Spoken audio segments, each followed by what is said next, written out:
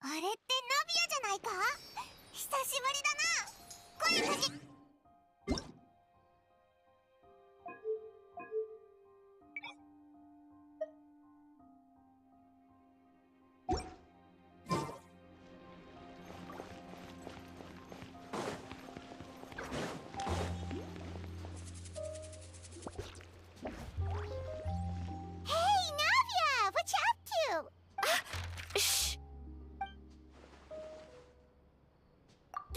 Monica! I don't want to see you back here until you're ready to wake up and start doing things properly! Right now, you're a disgrace to my kitchen and to the Hotel de Boer name! It was an accident.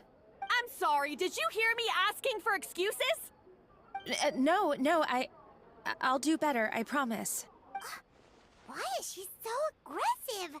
She won't even listen to what the poor girl has to say! Oh, hey! Cut her some slack! You gotta at least hear her out! Wait! Huh? Who do you think you are telling me... wait a sec. Navia? So, you're bringing backup now. Suit yourself! You're still wasting your time!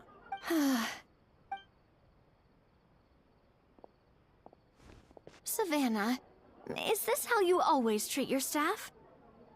My staff is right. I'm the one in charge here now. And last time I checked, the Hotel de Boer doesn't take orders from the Spina di Rosula. Of course. How you run your kitchen is none of our business. But when a member of your staff is so overworked he becomes gravely ill, that most definitely is our business. We're going to stand up for him, whether you like it or not. Overworked? I've said it before and I'll say it again. If Fontaine can't handle the job, then tough luck. There are plenty of other capable people I can hire instead. But Fontaine can do the job, he just... Monica, back inside, now! Huh? But you said I shouldn't come back until... Just do as you're told, and not another word out of you! Come on, we have work to do! Wow! What a horrible person! Sorry. Looks like I've dragged you into some drama again. Her name is Savannah. She's the new head chef at Hotel de Boer. Ever since she took the job, she's been enforcing a brutal work regime and putting a huge amount of pressure on her staff. One guy was so overworked, he collapsed from illness. He's been bedridden for days, and he can barely even talk properly. I'm sorry. It's all my fault. I don't deserve to be a chef. At his family's request, the Spina di Rosula is trying to mediate on his behalf. We're not exactly making a ton of progress, as you saw. Savannah is adamant that Vermont's exhaustion and illness have nothing to do with her or how she's been running her kitchen. She's refusing to have any kind of meaningful dialogue with us. Our next thought was to talk to the other chefs at the restaurant and get a better idea of their working conditions. But with Savannah watching them like a hawk, no one has been willing to open up. And that's why I'm here, doing it the old-fashioned way. Camping out, watching, and waiting for an opportunity. Oh, shoot! It all makes sense now. Sorry. Paimon should have thanked before she spoke. Did Paimon ruin everything? Oh, no, not at all, Paimon. Honestly, the way she was laying into Monica, someone had to step in. I'm sure I would have piped up if you hadn't. And besides, I don't really think I'm built for espionage. Yeah, meaning it's gonna be all the more difficult to get the inside scoop now. Oh, I might as well head back to the Fleuve Cendre then. We'll need to come up with a whole new game plan. Paimon will join you, 'cause this is kinda all Paimon's fault. Guys, it's fine. You don't need to worry about it. That said, if you were planning to visit the Fleuve Cendre anyway, let me take you out for a meal. I'll make sure it's a proper feast. A really famous chef just joined the Spina di Rosula's tavern. Her name is Sorry to interrupt. I just wanted to apologize for the scene you witnessed just now. We shouldn't subject our customers to that. This is a small token from us. It's some candy from Monica. She asked me to make sure it was delivered into your hands. Monica's the one apologizing? Huh. Clearly Savannah is the one who owes an apology. Our head chef has been a little highly strung lately. Sorry for everything. All right. Since there's candy, Paimon will drop it. Not the candy. Thank you for understanding. We'll make sure to pass your feedback on to Miss Savannah. A little highly strung, huh? Paimon doesn't get it. How did someone like her even become head chef? Well, according to Fermat's family, she hasn't always been like this. But that's a story for another time. Let's try this candy. Oh, Paimon totally gets it. Come on, huh? Hold on, there's something written on the wrapper. Find Escoffier.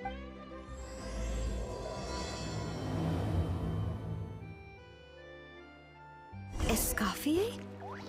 Could this mean... Huh? You know that name, Navia? Yeah. Let's stick to the plan and go back to the Fleuve Cendre for now. That's where we'll find Escoffier anyway.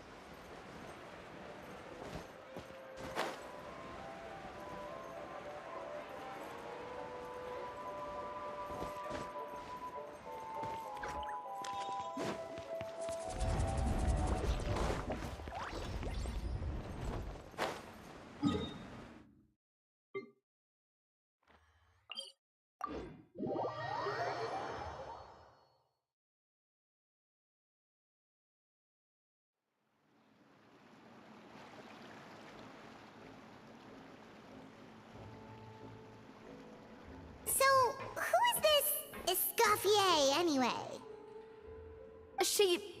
Well, for starters, she used to be the head chef at the Hotel de Boer, before Savannah.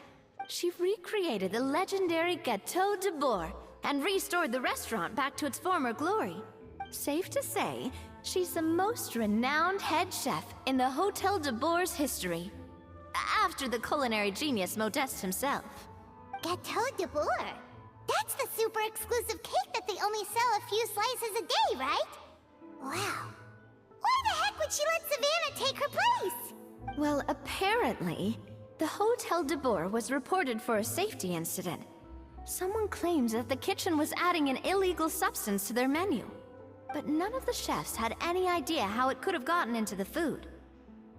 In the end, Escoffier decided that as head chef, she should take responsibility. And she was sent to the Fortress of Meripede. The Fortress of Meripede?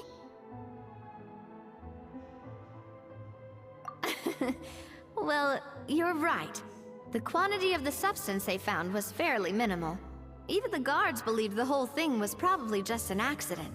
Escoffier didn't have to stay in the fortress for long, but still, by the time she returned, the role of head chef had already passed to Savannah. So that's what happened. Paimon still thinks it's really unfair. Even though Escoffier is no longer head chef at the hotel, she's still well respected by the staff. So, I'm guessing what Monica wants is for us to convince Escoffier to try and negotiate with Savannah on the staff's behalf. Oh, Paimon gets it!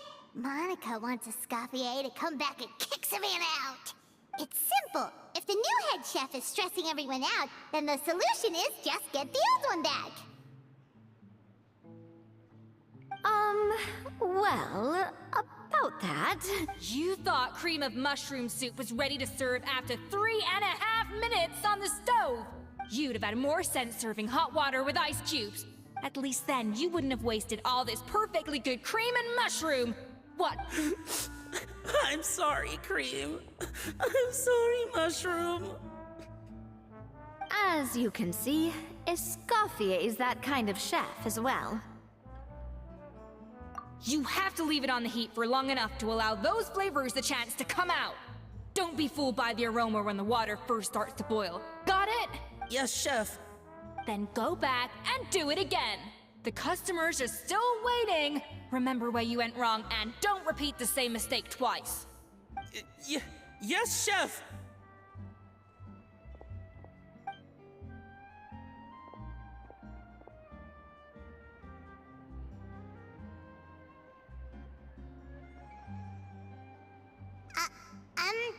Excuse us, Waiting to be served?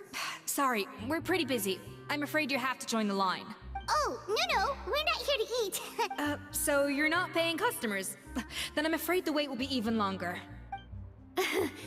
It's hard to talk to Escoffier when she's in the zone. Let's take a seat.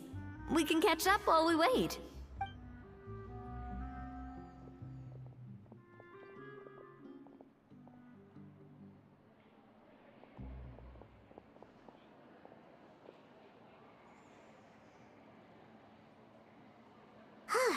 Looks like the rush hour is finally over. Is it always this busy here? These days, yes. I'd say business has tripled since Escoffier joined as temporary head chef. Well, in her words, the Hotel de Boer doesn't need her anymore. It doesn't look like she's got any plans to go back. I guess I'll be heading off then. Wait, take these home with you. We can't serve them now, and there's no sense in letting them go to waste. Oh, thank you, Chef. For what? Like I said, I just don't want them going to waste. Oh, and tell Fiamma to get well soon, so you're not running yourself ragged every single shift. Fiamma. That's the second time we've heard that name. Who is that again? He's the chef that fell ill from stress. Hilaire is his son, and with Mom stuck at home taking care of Dad, he decided to pick up some work to help pay the bills. Escoffier knows their situation, so she's been making some extra food every day for him to take home. Hey, I heard that, Navia! I've told you before, no one's making extra food. Hilaire is making blunders in the kitchen, and I can't serve his failed dishes, so he might as well take them home. Yeah, failed dishes that just so happen to be nutritionally complete every single time. So you two must be the world-famous traveler and his companion, Paimon. Yes? Is there something I can help you with? Oh, so you know us already. We'll skip the introduction then. We're here to talk about Savannah. Oh, I certainly am. The Spina's headquarters are right next to the tavern. And I've lost count of the number of times Navia's come to pester me about it. But I don't work for the Hotel de Boer anymore. And being ex-head chef doesn't give me the right to interfere with that business. Besides, I'm the one who persuaded Savannah to take the job in the first place. What? Well, she was a much gentler person back then. A little timid even. She wasn't at all confident that she was the right fit for the role. That's hard to believe. Are we definitely talking about the same Savannah here? Honestly, I do wonder if she's just emulating me. I mean, I'm not the most pleasant head chef to be around either. Anyway, suffice to say that given the history between us, it'll be tricky for me to tell her she's doing her job wrong without coming across like a huge hypocrite. Fiamma and the others probably think that Savannah gets it all from me. I wouldn't be so sure about that, Escoffier. Look at this note we got from Monica. She mentioned me. Whatever shortcomings you feel you have, it looks like Monica still trusts you. As for the others, well, how can you know what they think unless you ask them? Monica. Plus, it's not like we're asking you to storm in there and raise hell. We're only in the initial phase of our investigation. All we're trying to do is get the other chefs to open up to us. Oh, Monica. Oh, Monica. Escoffier? I can't believe her! Powdered sugar is supposed to be applied sparingly. Look at all that on the wrapper. It's thicker than the sole of my shoe. Unbelievable! I won't stand for this. She has to learn. Come on, we're going. Wait, so now she's, Let's go catch up to her. We don't want to keep her waiting.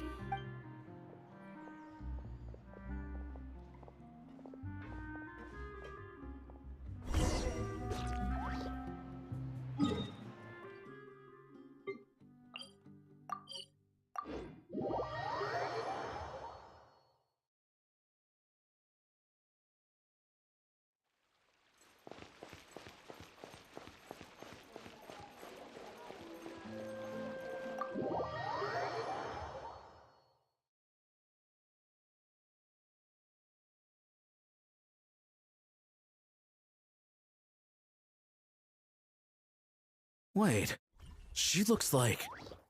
Is that Escoffier? I'm sorry. I'm so sorry.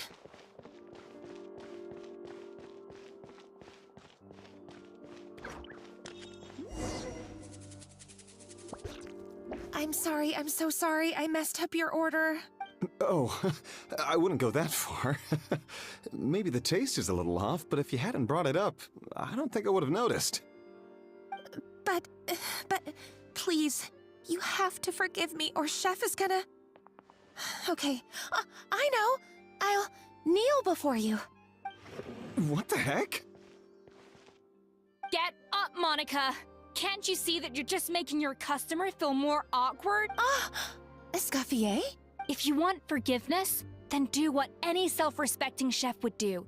Make the dish again. And this time, get it right. You cannot go begging your customers to feel sorry for you. Savannah said that I'm not allowed back in the kitchen until I've corrected my mistake.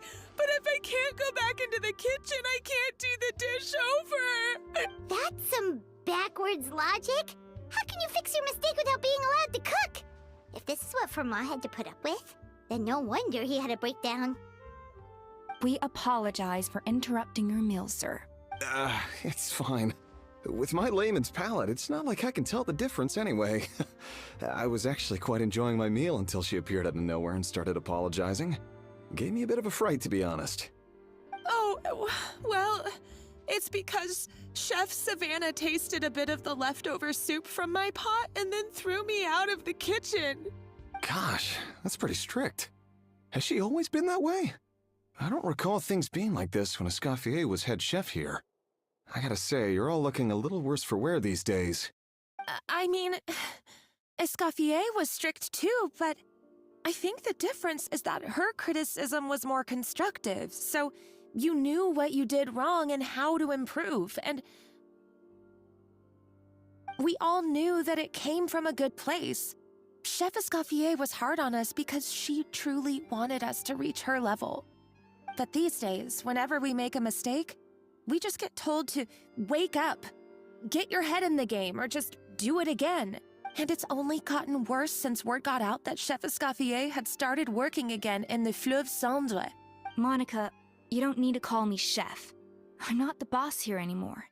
Yeah, but through no fault of your own. What happened back then? That wasn't on you, and all of us know that. That banquet was a huge event, and so many staff were involved every step of the way. With so many moving parts, there's no way of knowing how that lumiline ended up in the food we served. Lumiline? What's that?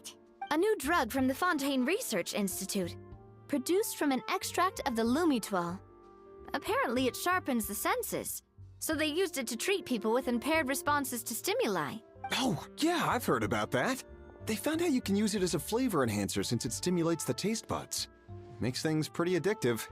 They also found that overuse can have mood-altering effects, and even lead to nerve damage. so it quickly ended up on the guard's list of controlled substances. Unfortunately, however, some food products containing the additive had already made it to the market by the time the guards banned it from the restaurant industry. Everyone knows that in all likelihood, someone probably just purchased a batch of contaminated ingredients by mistake. But you took all the blame. We all know why. You just didn't want to see this turn into a place where tensions are constantly running high. And now look at you. A fry chef in the Fleuve Cendre. What are you trying to say?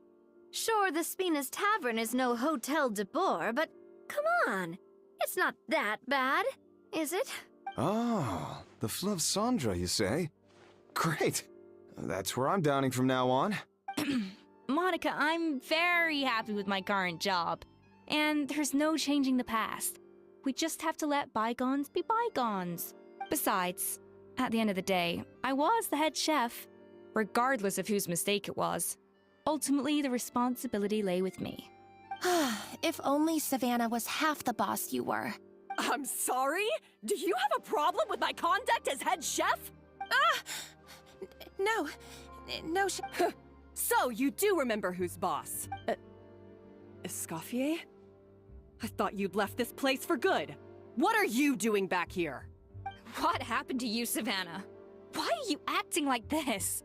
When I turned this place over to you, You made me the head chef and gave up your right to tell me how to do my job. You're not the boss here anymore, so stop acting like you own the place. Whoa. Sounds like someone has a chip on her shoulder. Oh, Savannah! My God, have you grown a temper since I last saw you? Have you put even half the amount of energy into improving your cooking skills, or are you still using the Pluie Lotus as an off-brand marcotte, thinking no one can tell the difference? That's none of your business! What happened to not storming in and raising hell? Ho ho! I was not expecting to see something this spicy as soon as Escoffier returned. Huh? Fan Agem? Aye, miladies. Might I make a humble suggestion? Given that we have ourselves a tête-à-tête between chefs at the Hôtel de Bord, I dare say it would be de rigueur to settle this the traditional way. The traditional way? That can only mean one thing. That's right. I'm talking, of course, about the tradition established by Modeste himself. The cooking contest!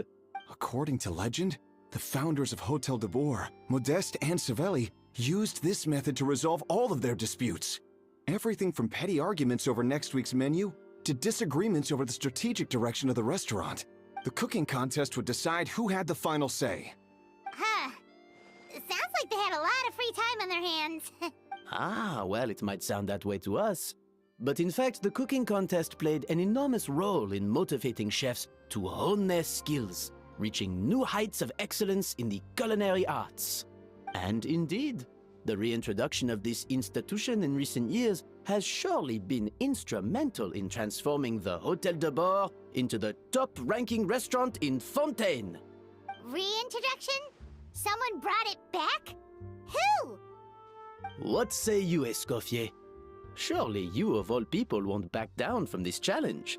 It was you who put the rule in place, after all. Sure, I reinstated it, but I'm not a chef at Hôtel de Boer anymore. Isn't this bending the rules a little? I see no issue as long as both sides agree to the terms. We could simply treat it as an exhibition of sorts. Savannah, any objections? Exhibition. Huh. No. If we're going to battle it out, let's put it all on the line. If I lose, it's up to you what happens to me. I don't want anything to happen to you. But if you lose, you hand over the Codex de Boer to me. What? The Codex de Boer? Only the legendary handbook written by the original head chef Modeste. It contains all his secret recipes, including Gâteau de Boer. It's the greatest treasure in Fontaine's culinary world. And only the present and former head chefs of the Hôtel de Boer have the right to read it. Present and former? Wait, but that already include Savannah, though. What do you want that old thing for? You have your own copy, don't you? Don't take me for a fool. You know perfectly well what I mean. I want your copy, the original version, the one you took with you when you left us. I'm sorry, I must be missing something. You know, there's no difference between the original and the copy, right? They contain the exact same recipes. Stop trying to change the topic. What's wrong, Escoffier? Scared you're gonna lose to me? Or are you scared of me getting my hands on the original codex? Savannah, you may remember that we gave her the original as a parting gift, to thank Escoffier for her years of service. Asking for it back feels a little, Oh, I'm sure it won't be an issue, as long as both sides agree to the terms. Those were your words, weren't they? And as for the contest itself, let's make it a bake-off. Gâteau de Bourg, per the recipe in the codex. Well, Escoffier, you against me. Are you in or out? You sound surprisingly confident. Alright then, let's see how much you've actually grown. I hope you surprise me, Savannah. I'd hate to find out that all you've learned after this long is how to chew people's heads off. Believe me, I'll show you. Escoffier, are you sure this is a good idea? You accepted her terms a little hastily. Oh, it'll be fine. Let's head back to the Fleuve Cendres so I can get prepping. I do apologize. This whole ordeal reflects rather poorly on us. I'm afraid it's not quite that simple. The Hôtel de Bord runs as more of a partnership, you see. It was founded by two friends, Modeste and Savelli, and it's been that way ever since. So, while I am technically Savannah's boss, it's not really my place to interfere with the business of the kitchen. To be perfectly honest with you, that's part of the reason why I suggested a cooking contest. If Escoffier wins, it would be the perfect opportunity for her to talk some sense into Savannah. Or, of course, if she wanted to return, then... but anyway, I'm getting ahead of myself. Whatever the outcome, this contest will hopefully serve as a turning point for us. Please, pass on my best wishes to Escoffier. I must say, Savannah surprised me with her confidence. Does she really believe she can best Escoffier in the kitchen? I thought she was just blowing off steam when she first raised the idea to me.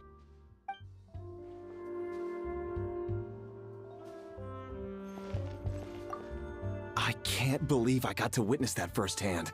I only stopped by here for a quick meal. I definitely got my Mora's worth today.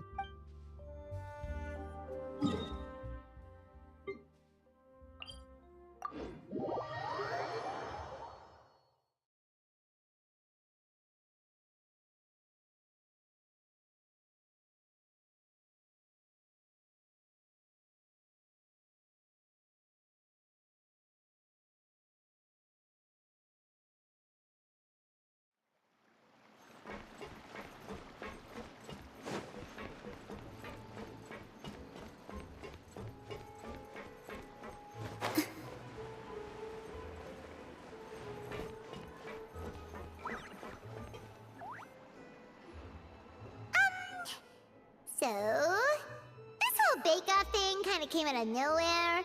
Was it really sensible to just go along with it? Well, I got a sense that she's holding something back. But we chefs always express ourselves in our cooking. So if she won't talk, this might be the best way to find out what's really going on with her. Huh? Holding back? Sure didn't sound that way to Paimon. Escoffier only picked up on it because she's the same way. Always closed off, never letting you know what she really thinks. That's patently false, at least where your macarons are concerned. I've been nothing but truthful with you about the disgraceful amount of sugar you use. Okay, that's one case where you can keep your thoughts to yourself. Oh, that? Well, it's not so much a recipe book as a diary of Modeste's adventures.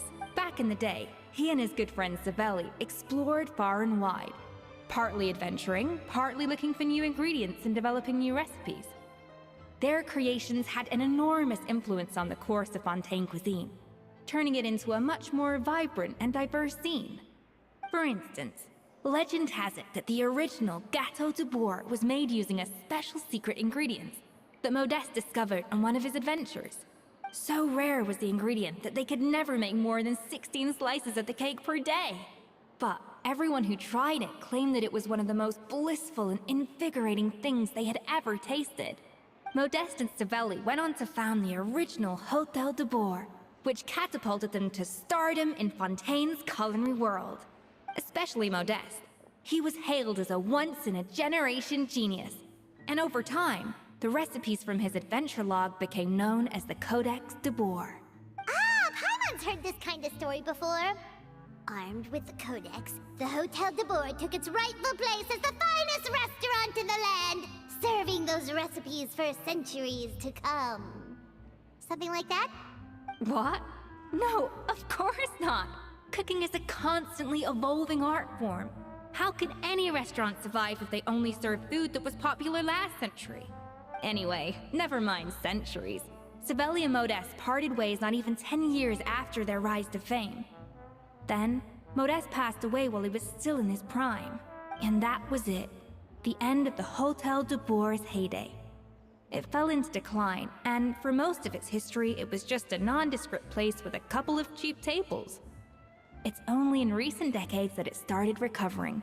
Even then, it still took numerous relocations and changes of management before we finally ended up with Vanigem and the restaurant we have today. Oh! So the Codex really isn't all that, then. Paimon figured it was like one of those mystical books they have in Liue's martial arts novels, where the main character learns all their secret powers from. Yes, well, that's fiction, and this is reality. You can't meet the tastes of modern diners by following some ancient recipes from a dusty old book. Case in point. Even the Gâteau de Bourg they sell now is actually Escoffier's reimagination. Wait, really? Why though? Didn't that recipe make it into the Codex? It did, but like I said, it's the dusty old book now, and the records aren't as legible as they once were. Not to mention that there's no way of finding the secret ingredient Modeste wrote about. So, reimagination is right. I consulted some historical records and took what I could from the Codex. But ultimately, the Gâteau de Bourg of today is my own recipe. As for why we gave it the same name and kept the tradition of only selling 16 slices a day, well, you've got Vanigem's business sense to thank for that. Oh! Huh. Well, that kind of takes all the mystique out of it. Hey now, it might not be the original Gâteau de Bourg, but it's still the most delicious cake in Fontaine today. And who knows, maybe Escoffier's version is more suited to your palate. Just think, if the original truly was the perfect cake you're imagining it to be, there's no way the recipe would have been lost to history, right? Not to mention that the Hôtel de Bourg never would have fallen into a slump. Anyway, before I left my role as head chef, I made a copy of all the recipes from the Codex, including my own improved versions, and turned them over to Savannah. So why is she so interested in the original copy? Could it be a symbolic thing? Like, whoever holds the original Codex de Bourg is the true head chef? Well, it was clearly precious enough to give to Escoffier as a parting gift. Meanwhile, Savannah only got a copy. Maybe from her point of view, it's like management doesn't truly see her as being worthy of the role. You think so? The only thing is, it was her suggestion to give me the original in the first place. Well, a joint decision by her and Vanigem. But still. What? Huh. Guess she's had a major change of heart since she became head chef. Yeesh. Who knows? We could speculate forever. Better to just let our gâteau do the talking. It means besting her in this bake-off, and then getting her to explain herself, even if I have to beat it out of her with a spatula. However much she's changed since we worked together, I believe that she still has her chef's pride. And if she respects the art, she'll respect the outcome of our contest. Well, I'm confident that you and your spatula can get justice for Froment. All you need to do now is win the contest. But that should be a breeze for you. Let's not get too ahead of ourselves. Gâteau de Bourg is very complicated to make. Usually, it takes 3 chefs working in tandem to cover everything. Now, if I had to push it, I could probably do the work of 3 chefs myself. But I'd prefer to play it safe if I can find a couple of assistants in time. Well, that's easy. The 3 of us are veterans in the kitchen. You just need to pick 2 of us. Well, I have heard the Traveler is an accomplished cook, as well as a warrior. But be warned, I will hold you to exceptionally high standards. Think you're up to the task? Oh, count me in too. I've spent weeks perfecting my macarons after your scathing review. Even if it means competing against the Traveler, so be it. I'll show you what I'm made of. Confident. I like it. Alright, let's start with some elementary mise en place. Show me your knife skills.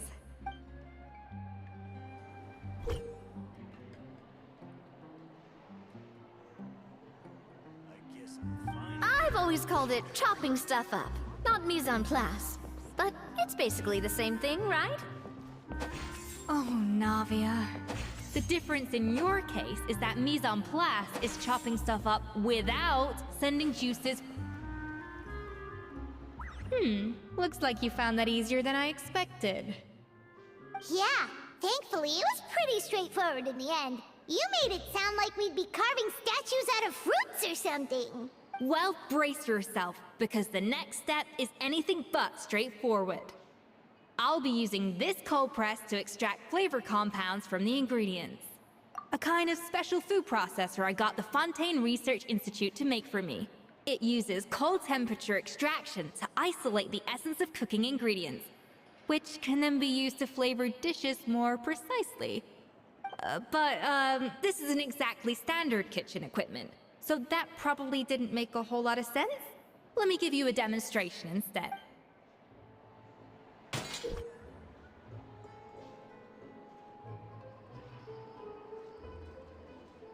Custom-made equipment from the Fontaine Research Institute, huh?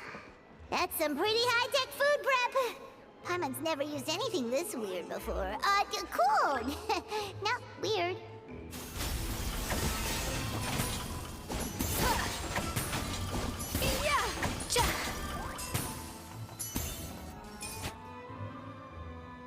And done.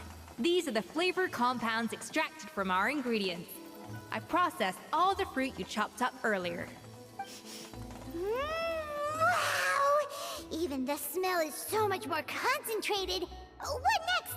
Do we add all this stuff in? Absolutely not! Throwing everything in at once will ruin the balance of flavors. We have to go slowly and carefully to calibrate the exact flavor we want. I'll demonstrate again. Now, watch closely.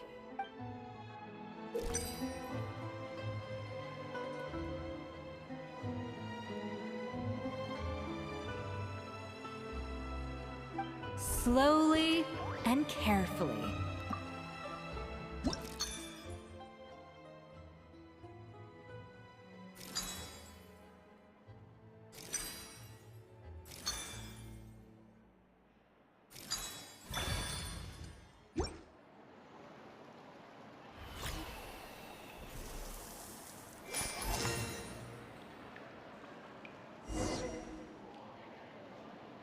And voila! Now it's your turn.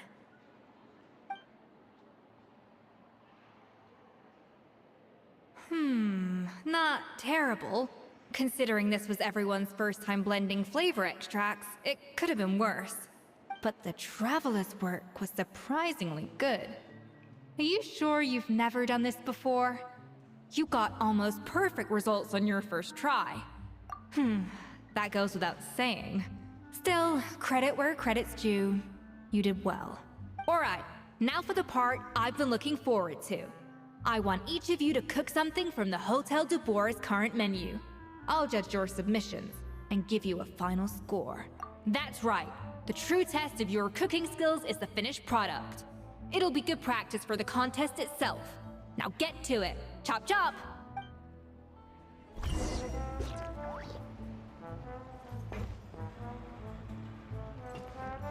guess I'm finally on the right path.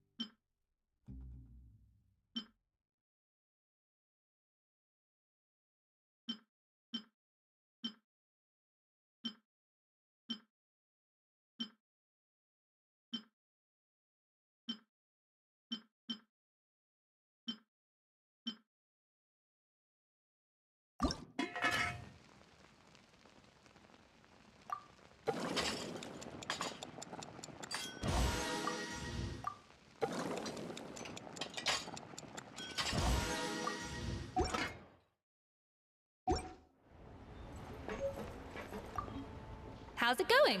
Have you picked a dish yet? Choose wisely. I expect you to present the most delicious thing on the menu.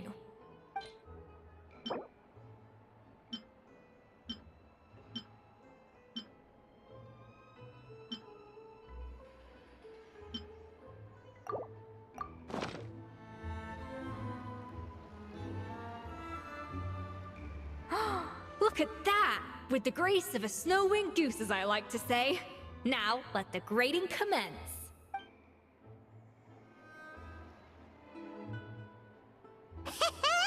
Pretty good, right?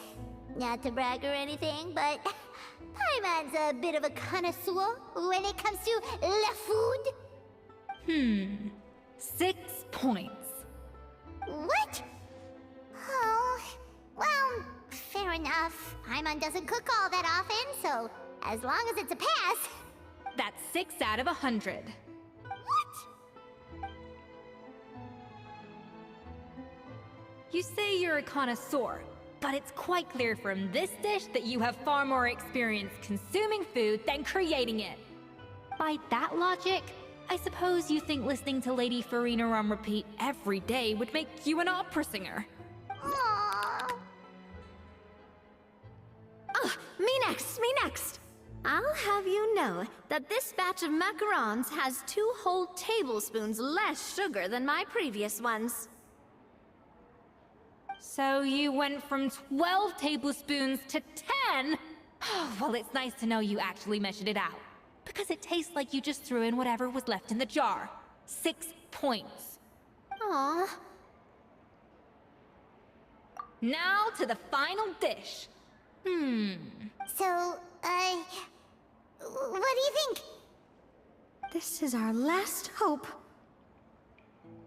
8 points.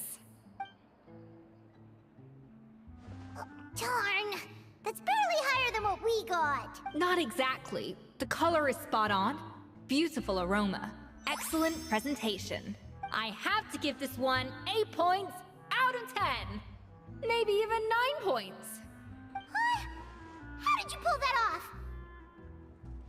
Don't get me wrong. There's room for improvement. But still, this is clearly the work of an accomplished chef. I can tell that you've put many hours of work into honing your skills in the kitchen. I can really taste the grace of the snow-winged goose in this dish. The traveler's journey, with all its trials, tribulations, and setbacks. Not to mention the frustrations of having a picky eater for a partner. Hey, you made that last part up! No way did you taste that!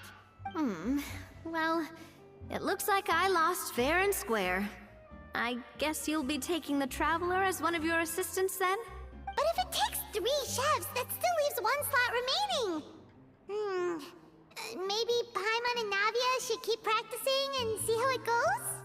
Chef Escoffier. Oh, it's Hilaire! What brings you here? I heard the news about the cooking contest. You're doing Gâteau de Bois, right? I was just wondering if you needed any help. And you think you're up to the task, do you? Oh, no, I know I'm not there yet. It's actually my dad who wanted to help. Firma, last I heard, you could barely get out of bed. Chef Escoffier, Navia, Traveler, thank you all so much for everything you're doing for me and my family. I've had enough of sitting around at home while you run yourselves ragged. If you let me, I'd like to help you win this cooking contest. Yeah, I was gonna say the same thing. Don't you worry. I'll be fine. I'm feeling much better now. I'm sorry. I know I've been rather useless these past few days, but not anymore. The fact is, I'm a fine chef, despite recent events. I've proven myself in the Hotel de Bois kitchen, so if anyone's qualified to work under Chef Escoffier, it's me. I think. I hope so. Firma, have you even set foot in a kitchen since leaving Hotel de Bois?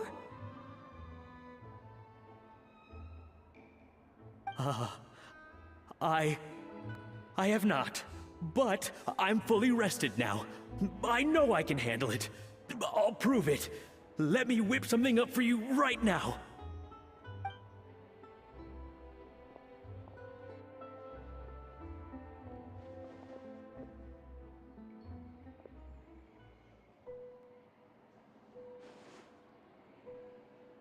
Huh? That's strange. Why are my hands shaking? What do you call this, Firma? I can't seem to grip my knife. Do it again! Again! Again! I... Hopeless. Get out of my kitchen yesterday.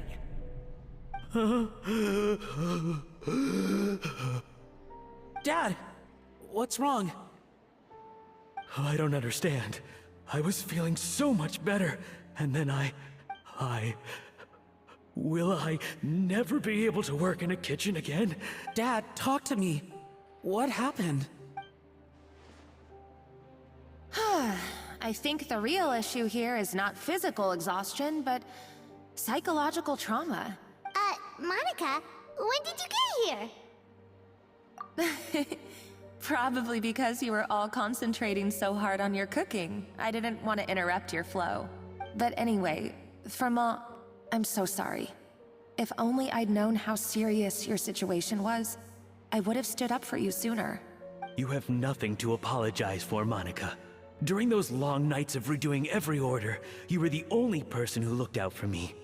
Oh, come on. All I did was make you some tea. I doubt it was much help. Savannah was so ruthless toward you. I probably should have brought you something stronger. She sounds like the worst. All right, another Savannah horror story. Let's hear it. She's been getting harsher and harsher on us ever since she heard about Escoffier's new role in the Fleuve Cendre. Seems like no matter what we make, she'll find something wrong with it. What is this? It looks like a dog's been at it. In the trash now! Then she orders us to redo the dish again and again, but we never know what's going to make her happy. Do it again, do it again, do it again! Every time you remake it, you just get another earful from her. Either straighten yourself out or get out of my kitchen! So now, it seems like just picking up a kitchen utensil gives me flashbacks of her yelling at me. Oh, man. That must be awful. The more I want to get it perfect, the more my hands shake, and the more scared I am of making another mistake. How can you give up so easily, Firma? You weren't a quitter when you were working for me. And even under Savannah, you talk about working late into the night trying to perfect your dishes. That says to me that you still hadn't lost that determination to prove yourself. What changed? I don't know what's come over me. When I think back, I just remember feeling like my heart and my hands were growing heavier and heavier as the shift went on. Each time I had to redo a dish, my heart sank a little further. Maybe Savannah was right. Maybe I am just hopeless at this. Dad. I see. Well, it sounds like there are some deep issues at work here. Ones that won't be resolved by merely seeking compensation. I will win this contest, and after that, I encourage you to approach Savannah and talk this out. But what if you can't find another assistant in time? Clearly, I'm in no state to help out. You think being one person short will ruin my chances? Let's not forget, I taught you and her everything you know. Even if I had to go it alone, I would present the perfect gâteau. Oh, well, Paimon and Nadia will still keep practicing, just in case. And so will I. Yeah! And if worse comes to worse, we can always get the Spina di Rosula to put out an emergency call for chefs. There's gotta be someone out there, right? Actually, I thought maybe I could help. That's sort of why I'm here. What? Why didn't you say so? I was going to, but then... well, this is the first chance I got. You do this for us? Thank you so much, Monica. Alright, fine by me. But aren't you still working for Savannah? Joining the other side seems like a guaranteed way to put your future employment in jeopardy. I know, but it's all right. I've made up my mind. With the way things are, I can't keep working for Savannah much longer anyway. Unless I want to become the next Fermat. I'm done with sucking it up. It's time to try and turn things around. If this cooking contest can get Savannah to see the error of her ways, then I'm sure she'll forgive me for this. Well, Paimon didn't think we'd be poaching from Savannah's staff to get our third person, but there you go. Anyway, Monica's a professional chef, so nothing could possibly go wrong now. Great! Then it's settled. And to congratulate you all on making the team, I propose a Spina-sponsored meal to celebrate. Spina-sponsored? Wait, you mean I'm cooking? Well, I promised the traveler a feast in the Fleuve Cendre. And I know how much you've been looking forward to it. Yeah! Feast, feast, feast! Alright, if you insist, then prepare for some of the finest food of your lives.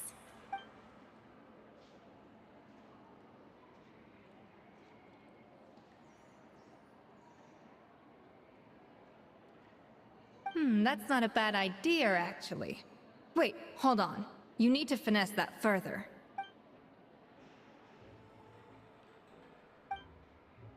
That was a dream come true. Paimon never knew Fontainian cuisine could be this good. So, this is what Chef Escoffier is truly capable of.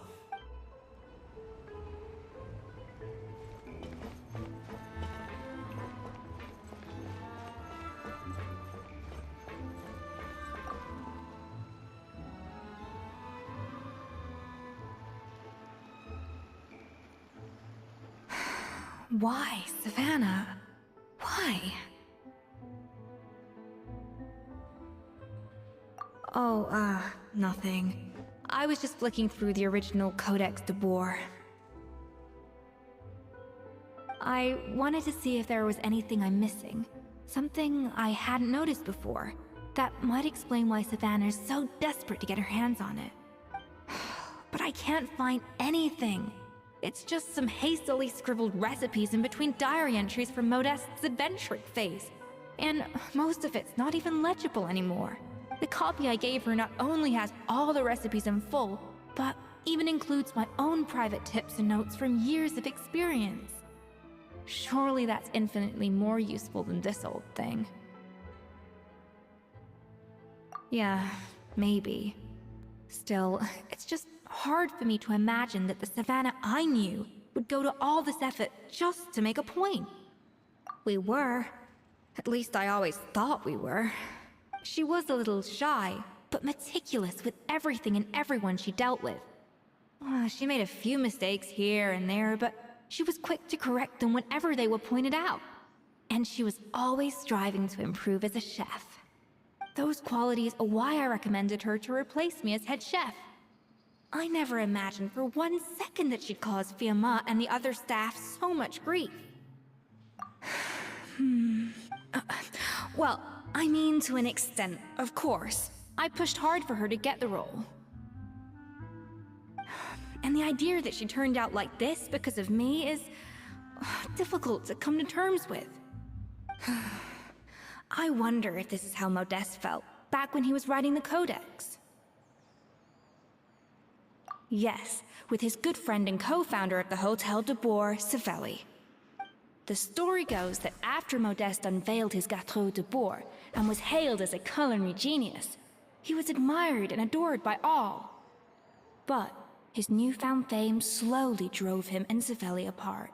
Unlike Modeste, whose every new creation was an instant hit, Savelli seemed to face setbacks every turn. Doors that would swing wide open for Modeste would shut in Savelli's face. And with Modeste being whisked off to all manner of functions by his celebrity friends, he had less and less time to discuss the culinary arts with Savelli. People started gossiping about Savelli, and their relationship between the two gradually soured. Everything came to an abrupt end when Modeste, still in the prime of his life and still hailed as a genius, suddenly died from an acute illness. And that was it. They neither had a decisive split, nor got the chance to properly reconcile. Their story just came to an end. One rumor had it that Savelli actually killed Modeste out of jealousy, even as the latter was hoping to make amends. Unlikely. It's a popular theory, but there's no real basis for it. At least there are no records of Savelli ever being convicted of a crime. Still, beyond a point, there's no way of knowing what truly happened in the past. All we can do is try to make sure the present doesn't quite go as badly. And that's why I have to win this contest tomorrow. Then get the truth about everything that's been going on, even if it means cracking her open like a nut. Really? Well, I like the confidence. Don't let me down tomorrow, then. You better bring your A game. Let's hope that Savannah isn't all sizzle and no steak. After all the work we put in, it would kinda be a shame if tomorrow was a complete cakewalk.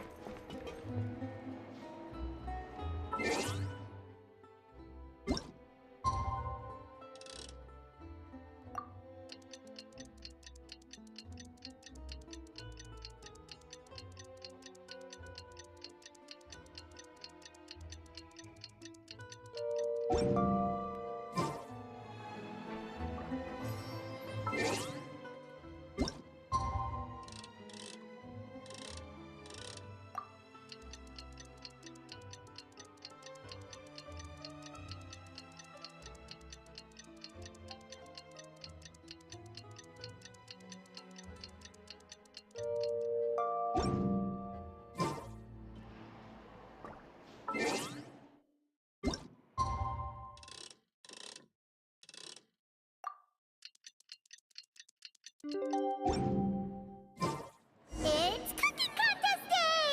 To the Hotel de Bois! Toot sweet!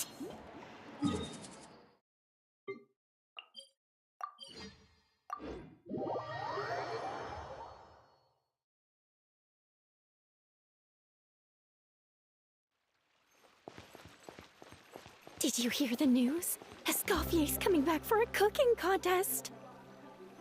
Wait, seriously? Escoffier in a cooking contest? Now that I've got to see. I don't get it. What?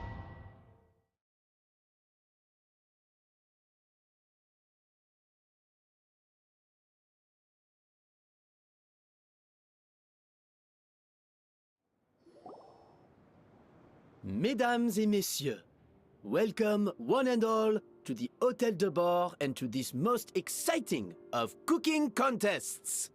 Savannah, I've brought the original copy of the codex you asked for. Monica? Huh. In the interests of fairness, this contest will be conducted in a double-blind format. Once the dishes are complete, they will be sent to the back of the kitchen where they'll each receive a label. The labels will be placed out of sight underneath the plates, only to be revealed after the judges have sampled them and reached a final verdict. This is to ensure that no one will know which dish is made by which contestant.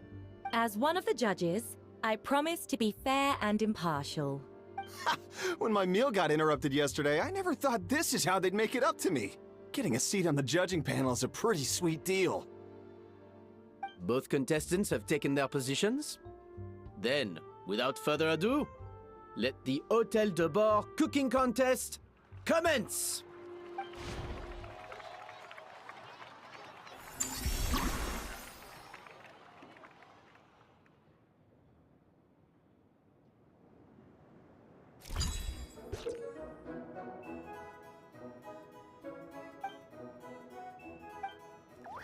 Monica, even the best chef in the world can't flavor their food without prepping the flavoring, right? Alphonse, Gaspar, get to work! Do not disappoint me! Looks like our two head chefs are raring to go. Like an oven on full blast, this competition is quickly heating up.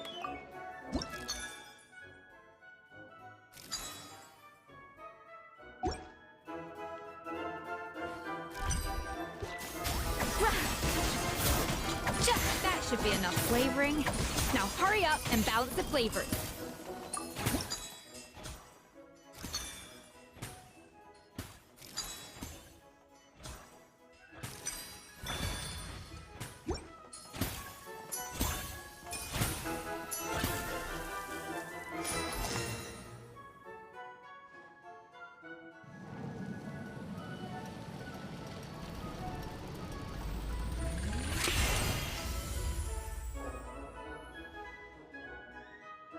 Come on, Escoffier!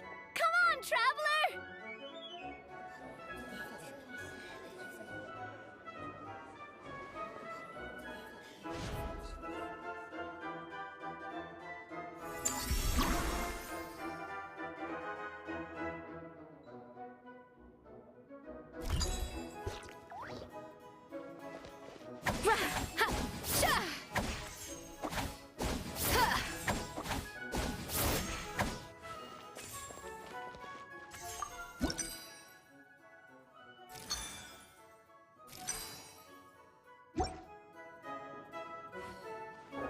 Alphonse! What are you playing at? Not how I taught you to do it! Stop horsing around and do it again!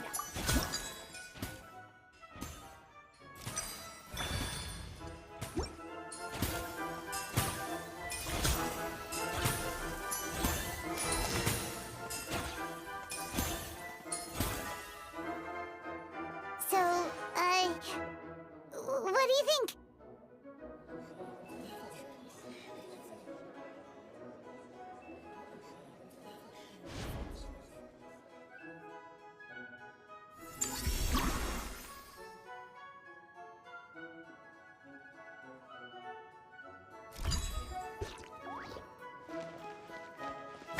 Yeah.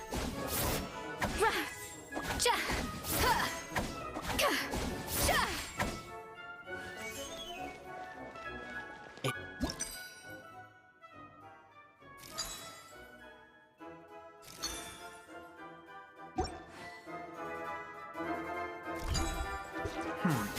I think this flavor profile is still a little bit off.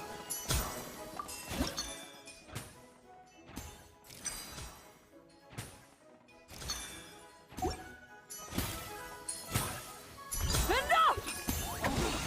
Useless! Both of you, make like an egg and beat it! I'll do it myself!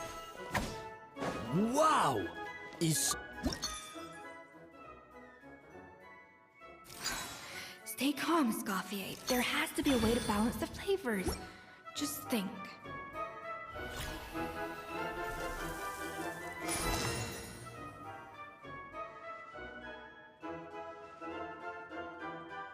You can't match Escoffier's talent.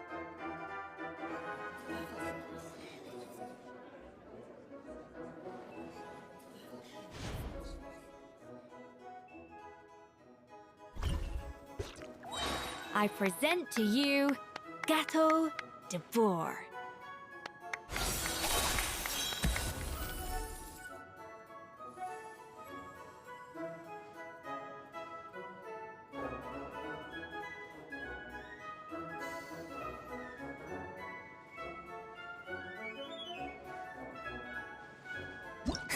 That went just as I expected.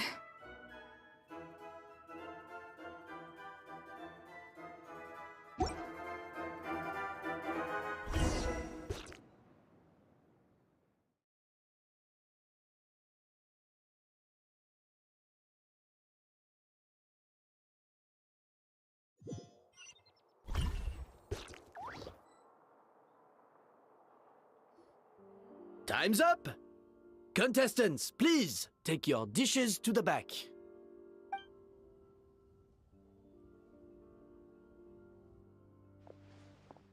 Huh. That guy was right. You really can't tell whose is whose just by looking at them. We both made the same dish after all. For all her flaws, Savannah's a talented chef who earned my recommendation for good reason. She wouldn't screw up something as elementary as the cake's appearance. Whoa! This is really rather good. Wonderfully soft and fluffy. Beautifully sweet. This is a masterclass in how to make Gâteau de Bourg. I would give this one at least 9.9 out of 10. Only because there's something about the flavor of the base. It's just a little different from the recipe I'm used to. Huh? Really? I couldn't tell. All right, on to gâteau number 2. I haven't had a single bite and already this aroma is a delight to the senses. I have a feeling that this gâteau will be a gâteau for the ages. How exciting! I'm gonna dig in.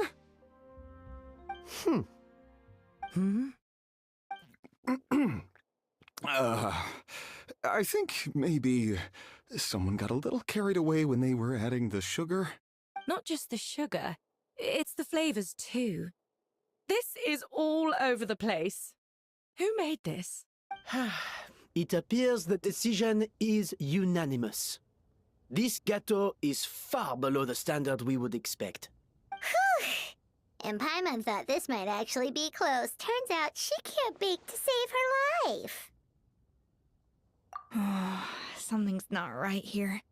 Savannah may not be perfect, but no way is she this sloppy. I can now declare that the creator of the first gâteau has won this cooking contest. Now, all that remains is to turn the plate over and reveal the chef's name underneath. What? It's Savannah? No! That's impossible! Hey, Savannah! You cheated, didn't you? You cheater! What did you do? Oh, you swapped the plates, didn't you? Well, someone's a sore loser. These cakes went from the oven to the judge's table without me ever laying a finger on them. And everyone here can attest to that. It was Van Gem's staff who labeled them in the kitchen. If you're looking to accuse someone, why don't you start with them? Isn't it more likely that Escoffier's lost her edge? Oh, or maybe her assistants let the team down. You take that back! Judges, we demand a rematch. That's enough! What's done is done. As head chef, or rather as team lead, I take responsibility for the dish I served. Whatever went wrong and however it happened, I should have spotted it. Savannah, I didn't think you'd stoop this low just to beat me in a bake-off. what happened to your chef's pride? I don't know what you're talking about. If you want the Codex de Boer that much, you can have it.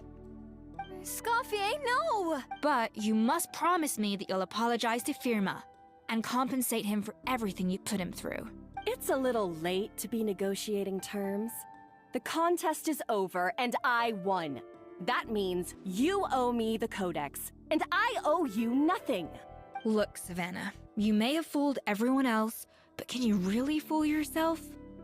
What I'm offering is to accept defeat without looking to expose what you've done. But only on the condition that you promise to stop putting so much pressure on your staff. Fine. I'll treat this as your final handover of duties from one head chef to the next. So, will that be all, ex-head chef? Or is there any other unfinished business you'd like to leave in my hands? I didn't mean that to be a scolding from your former boss, just a word of advice from a fellow chef and a friend. But I don't know if you're even open to input from other people anymore. I know what I'm doing. I don't need your advice. All right, fine. I'm glad to hear it.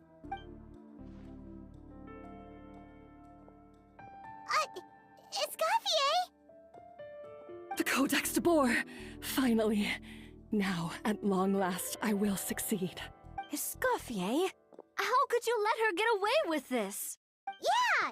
The Codex is a souvenir of your time here! Doesn't that mean anything to you? It's all right. It was just a bake-off, not the end of the world. I'm already over it. Besides, it's not all bad. She agreed to compensate Firma. That's mission accomplished for the Spina. Honestly, if I'd have known that giving her the Codex would solve everything, I'd have just done that in the first place. I mean, why bother with the whole cooking contest? It's such a waste of time and energy.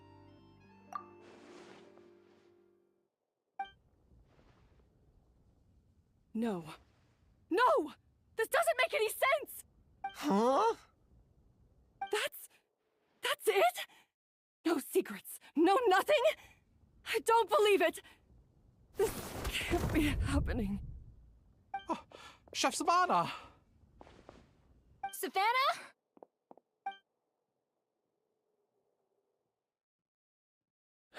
It's nothing life-threatening. Just a lot of pent-up stress and exhaustion. Oh, I knew it. Pent-up stress? The truth is, however hard she might be on the rest of us, the person she puts the most pressure on is herself. Yes, there are nights when she makes us redo things over and over into the wee hours. But for her, it's every night. She'll hide herself away in the kitchen, working on new techniques and recipes, and only realize how long she's been at it when we come to work the following morning. But why? Why would she do that? Our best guess is, she doesn't want to be seen as less of a chef than Escoffier. And there it is. Even so, that's no excuse for taking her anger out on the rest of you. Yeah, and it's definitely no excuse for cheating in the cooking contest. About that, we honestly have no idea how she did it.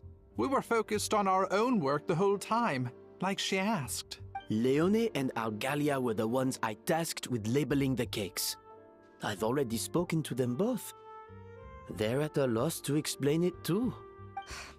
Not to worry. Come on, join me downstairs. I'll interrogate the guilty gâteau myself.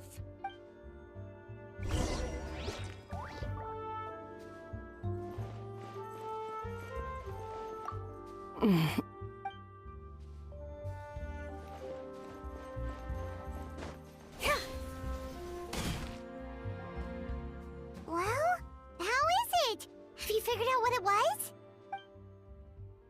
Oh, this is aggravated assault on my palate. I'd rather eat wet cement than this. Is it really that bad? I made sure the taste tested before it was served. Oh, relax. This isn't your cake. Savannah never switched the plates. The offending flavors are coming from in between the icing and the cake base, which means someone tampered with it while it was being made. Or in other words, we have a traitor in our midst.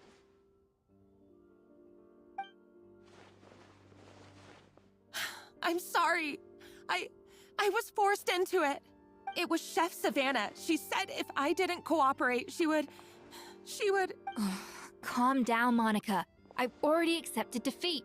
And if I wanted retribution, I would have brought this up when the results were announced. Whatever's going on with you, just spill the beans. There's no need to hide it. I was the one who caused the food safety incident that one time. Food safety? Wait, you mean the Lumaline incident? So you procured the contaminated ingredients? I think so. Savannah and I were on procurement that day. I didn't check everything as well as I should have, and so I let contaminated ingredients make it into the kitchen. But I swear I didn't do it on purpose. I had no idea there was an issue with them, and I didn't know it would end up with Escoffier going to jail. But the last thing I expected was for Savannah to use it as leverage to blackmail me with... This is crazy! So Savannah pressured you into sabotaging Escoffier's cake by threatening to expose your secret if you didn't? I know, it's terrible. I'm so sorry. I was so scared. The thought of Chef Escoffier finding out that I put her in jail, it made me freeze up with fear. I thought Escoffier would hate my guts if she ever found out, and yet somehow that's ended up in me doing something even worse. Seriously? All this fuss over a little slip-up? Huh? Firstly, it's not like I got a life sentence. I did my stint at the fortress, and now I'm out. And secondly, I had my own reasons for leaving the Hotel de Boer. This wasn't the only factor, so you don't need to feel ashamed or frightened or anything like that. Any more than you need to add butter when you're pan-searing foie gras. You mean... you forgive me? Oh, well, I'm not saying you don't have to take responsibility for your mistakes. You should tell Vanagem to mark down your performance for the past few months. Then do some digging and find out exactly where those contaminated ingredients came from. Sure, you've made mistakes, but now's the time to fix them. Understood? Understood. Good. Now, back to Savannah. What about the original codex would compel her to resort to blackmail? I have my suspicions. Not that I've got any proof to back them up, though. Ugh. What happened to me? I've overheard some customers murmuring about how the Hotel de Boer hasn't been the same since Escoffier left. They think our menu doesn't taste like it used to, especially our signature items. Now that you mention it, I noticed it during the contest too. I couldn't put my finger on it, but the flavor seems subtly different from how it used to be. But the difference was so small, I'm sure no one would notice it besides our most loyal customers and true dessert connoisseurs. Still, as head chef, it's easy to see why Savannah would get so hung up on it. So many times I've seen her make the cake base over and over again, late into the night, determined to match Escoffier's version. But something's always slightly off every time. Yeah, I've noticed that too. Never really gave it much thought, though. Thinking back on it now, it's clear that Savannah's been in a downward spiral ever since Escoffier left. She wants to prove that she can fill Escoffier's shoes. That's gotta be the reason. But after countless setbacks, she's getting more and more unhinged. And at some point along the way, she switched from doubting herself to doubting Escoffier. Doubting Escoffier? For what? Yeah, it would explain why she was bent on getting the original at any cost. She must have thought Escoffier purposely omitted key details from her recipes when she copied them out. Also, she could retain her place as the #1 chef in Fontaine, the only one privy to all the secrets of the trade. Oh, for goodness sake. What a stupid idea. Of course. Then she finally got the codex only to discover that the secret recipes she's been pining for don't exist at all. Seeing how utterly wrong she was must have been a real shock to the system. It probably brought up everything at once. It overwhelmed her, and she passed out. There's still one thing that doesn't make sense, though. If Savannah had the real recipe all along, how come it tasted different? She might not be on the same level as Escoffier, but surely after like 50 attempts, she'd get it right one of those times. You'd think so, but geniuses like Escoffier are in a league of their own.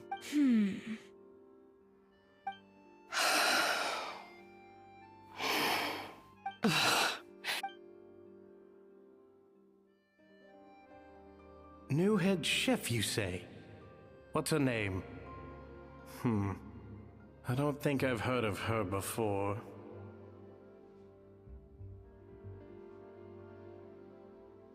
I wonder, can the Hotel de Boer keep its edge without Escoffier at the helm?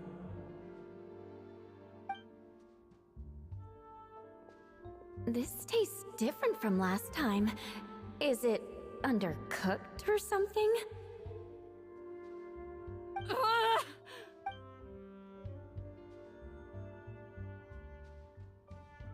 Take this. It's a copy of the Codex de Boer. From now on, you will be its keeper. Don't listen to the doubters. If I say you can believe in— Hey, did you hear me? Once I'm gone, the restaurant is all yours.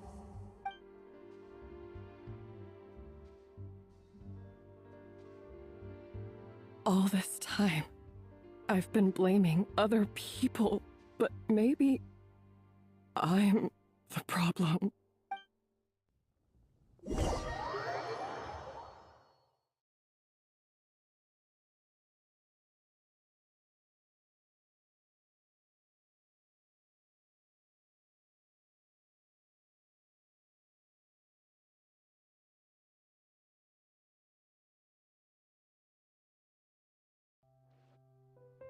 I sincerely apologize for putting everyone out.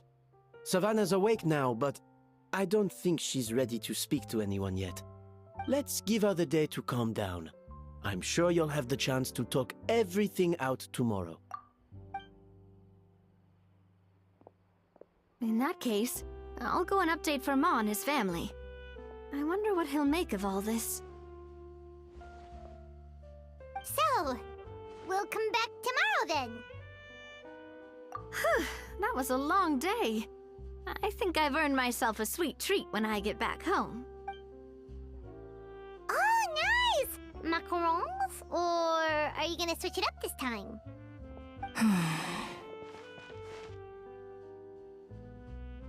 Traveler, how much do you know about the snow-winged goose? Every year, they migrate long distances in search of a suitable home. There's always one goose at the front whose job is to lead the flock.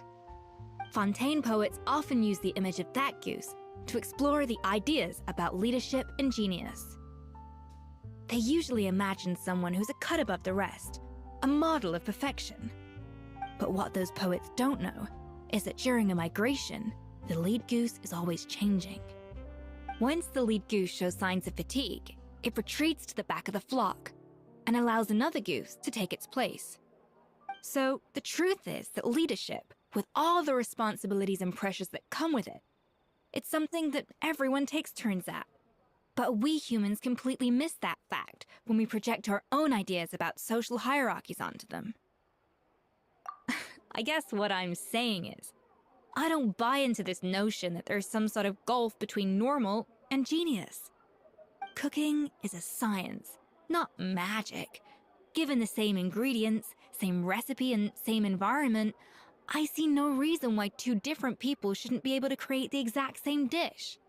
Of course, some people have a more sensitive palate than others, and some people are just born bolder or more conscientious. But these are all variables that can be accounted for with time and practice. I'd have no reason to expect so much from others if I believed that perfection can only come from the hands of a genius. The only reason I hold people to high standards is because, well, I believe they're capable of greatness. Okay, I've made up my mind. I'm gonna get to the bottom of why Savannah failed. And come tomorrow, I'll give her the scolding of her life, pointing out all the mistakes she's made along the way.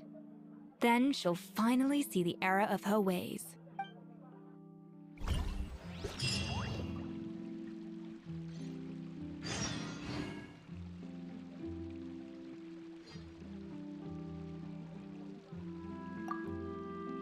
Thank you for your words of encouragement. I'm gonna head to the Hotel de Boer and spend the night investigating.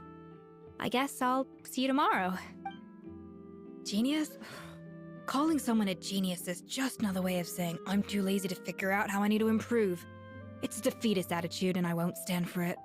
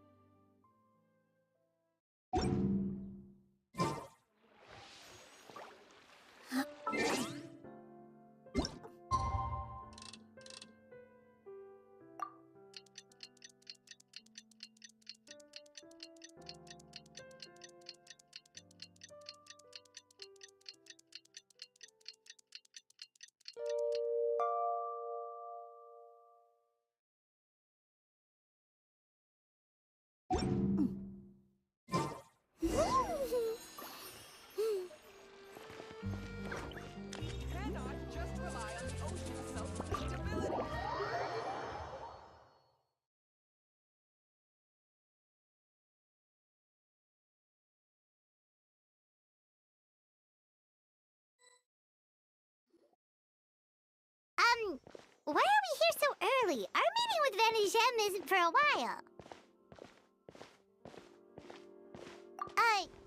Check on her? Why? What happened? Oh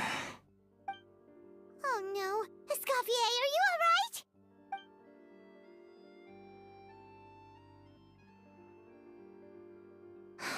I'm fine. Just need to get some more coffee in me.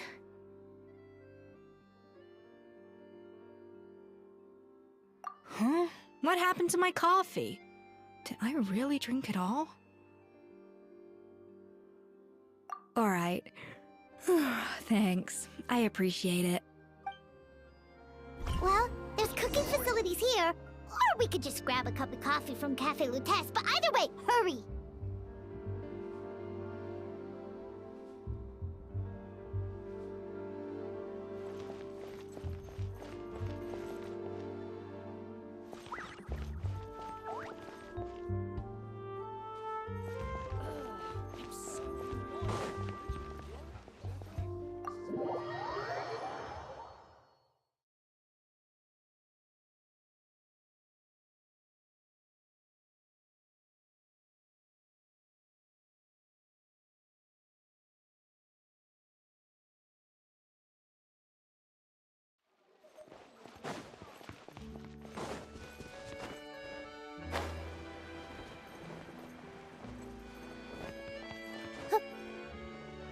The show can't go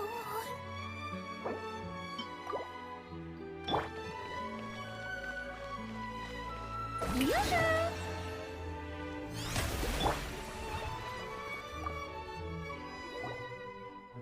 Hello! What can I get for you? Sure thing. We're here to go. Huh? Oh, I see. First cup of the season. Yeah, I get it. Young people these days do love their little surprises. The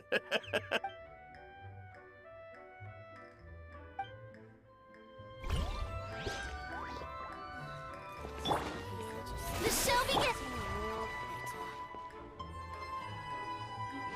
No more free coffee for me.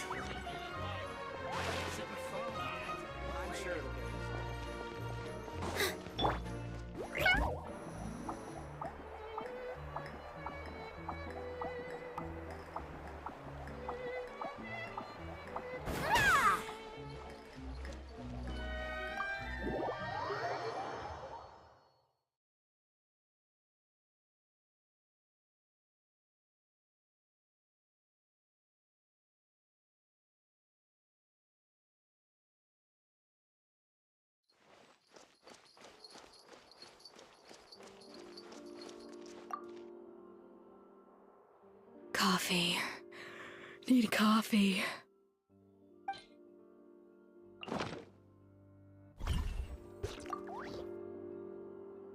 Coffee. Need coffee.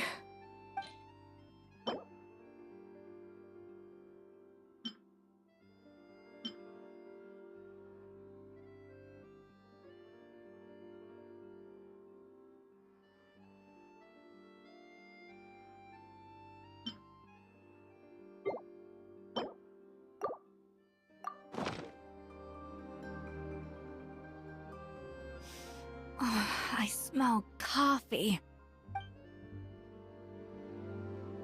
I feel much better now. Thank you so much, Traveler and Paimon. Glad to hear it, but make sure to catch up in your sleep when you get the chance. I think I figured out where the problem lies. Honestly, it's ridiculous. I don't know whether to laugh or cry. Wait, what investigation? What are you guys talking about? I'll save it for when everyone else gets here. It's so stupidly small, I can't believe it's caused so much drama. Yes, except my failures were stepping stones to success. Escoffier!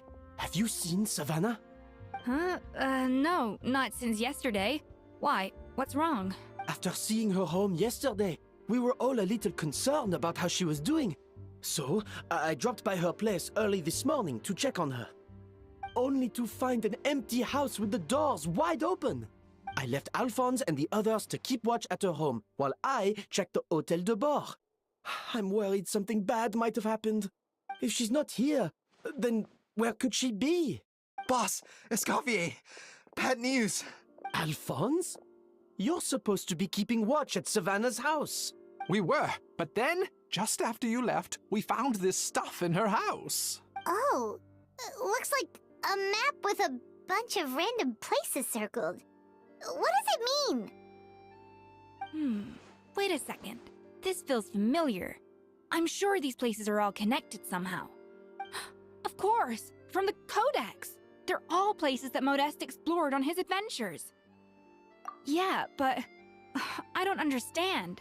The adventure logs in the Codex are too fragmented to be of any use. How come this map shows all the missing details? The Codex de Bord? Then, this place marked in red out at sea. Could that be the fabled birthplace of Gâteau de Bord? Seriously? So now she set her sights on finding the original recipe and beating Escoffier that way? Geez, Savannah. Anything to overcome a Gâteau plateau, huh? Ugh, idiot. Does she have a death wish?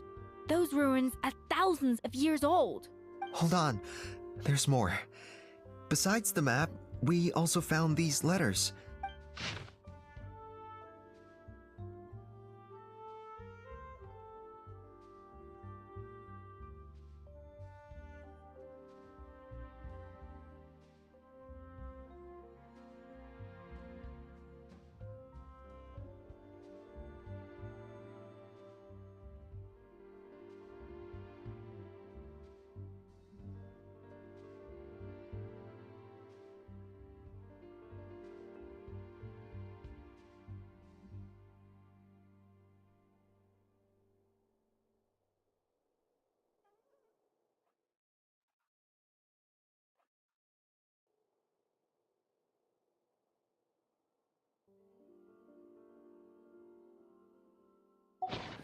It was you.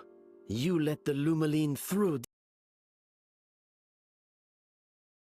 Does this mean that Savannah was responsible for the safety incident? So the cooking contest and the cheating. Someone else was behind her pulling the strings? She's keeping the true recipe to herself. Ugh, this is all such a mess. Paimon needs a second to process this. First, we thought that Savannah forced Monica to cheat in the cooking contest. But now, it turns out that someone else forced Savannah to force Monica to cheat?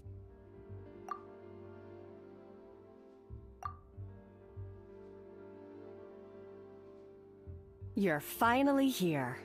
Of course. I should have put two and two together as soon as I read your threat letter. The food safety incident. The demand for a cooking contest. The instruction to blackmail Monica. Even the suggestion that Escoffier was keeping secrets from me. It was all part of your grand plan, wasn't it, Monica?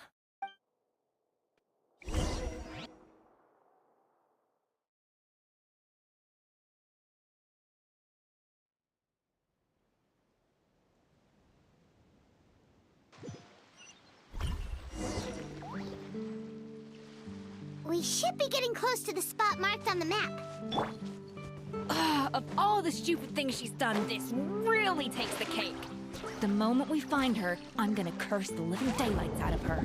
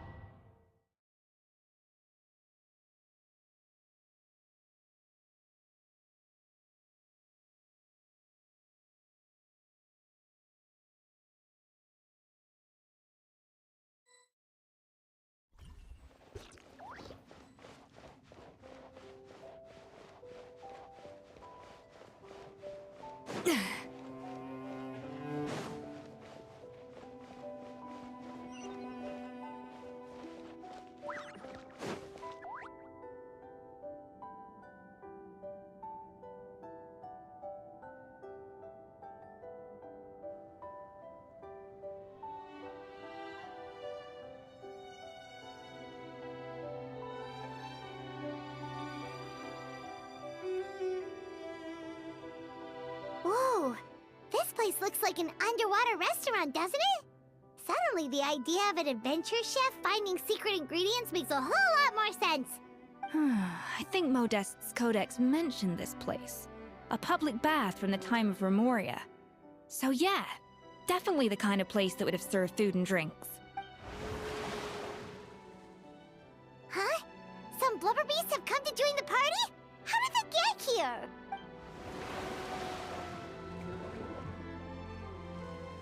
Oh, they ran off! That could be easier said than done. Something's blocking the entrance. Well, did Modeste mention it in his adventure logs by any chance? They must have gotten through somehow. Good point. Yes, that's right. It's coming back to me now. We prepared a banquet for our shy little guests, and as the food flowed away on the current, they broke into a joyous chorus, and the path opened to us. We have to feed the blubber beasts? With what? There's nothing here besides rocks, romaritime flowers, and lumitoile. See, this is why you should always bring snacks. You never know when you're gonna need them. Now we have to head all the way back to shore and grab some. There is no time for that. Romaritime flowers and lumitoile will have to do. They may not look appetizing to us, but who knows? They could be blubber beast delicacies. Wait, we're seriously gonna try this?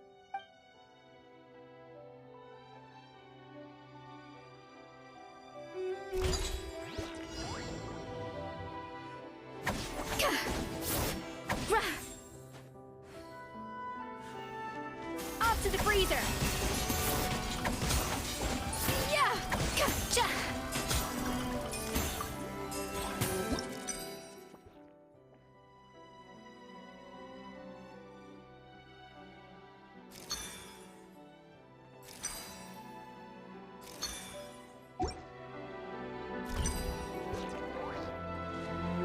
Yeah!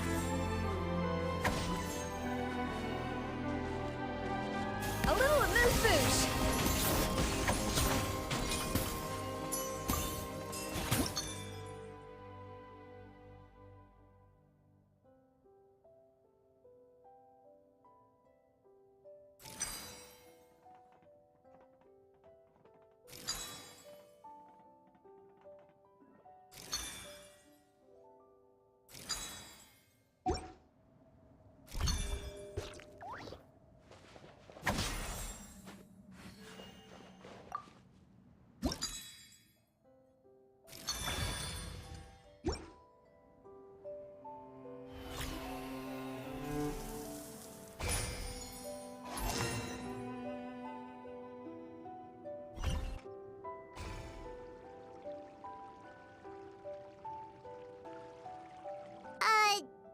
beasts or not, are we sure this stuff is edible?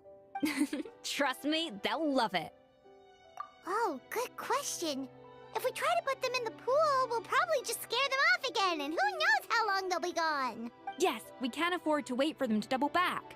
Oh, what was it that Modeste said again? Something about the food flowing away on the current.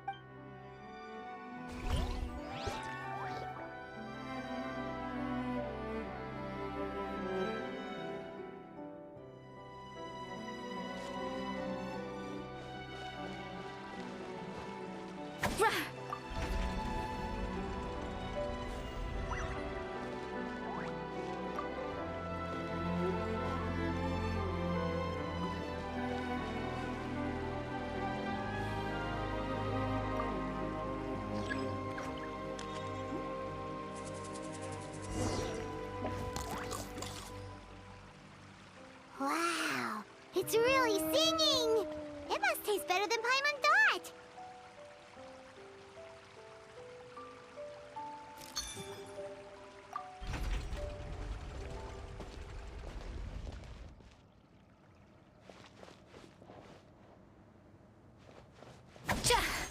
The tracks turned back again.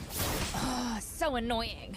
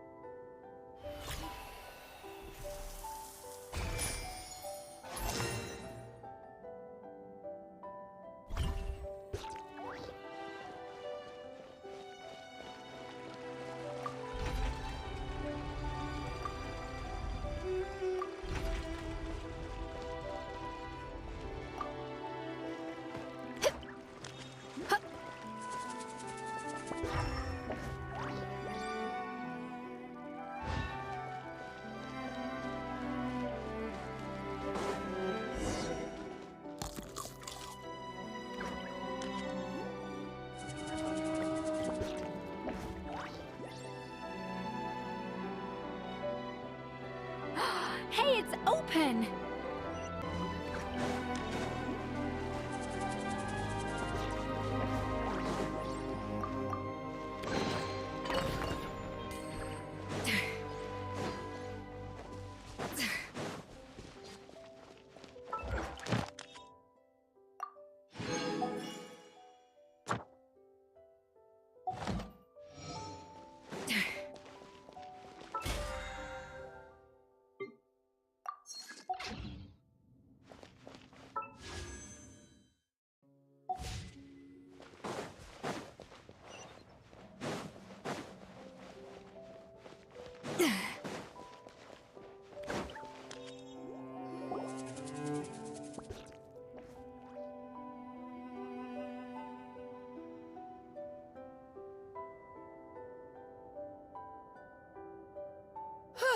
Hey, give me your water. Here. I said your water, the one you just drank out of? Sure.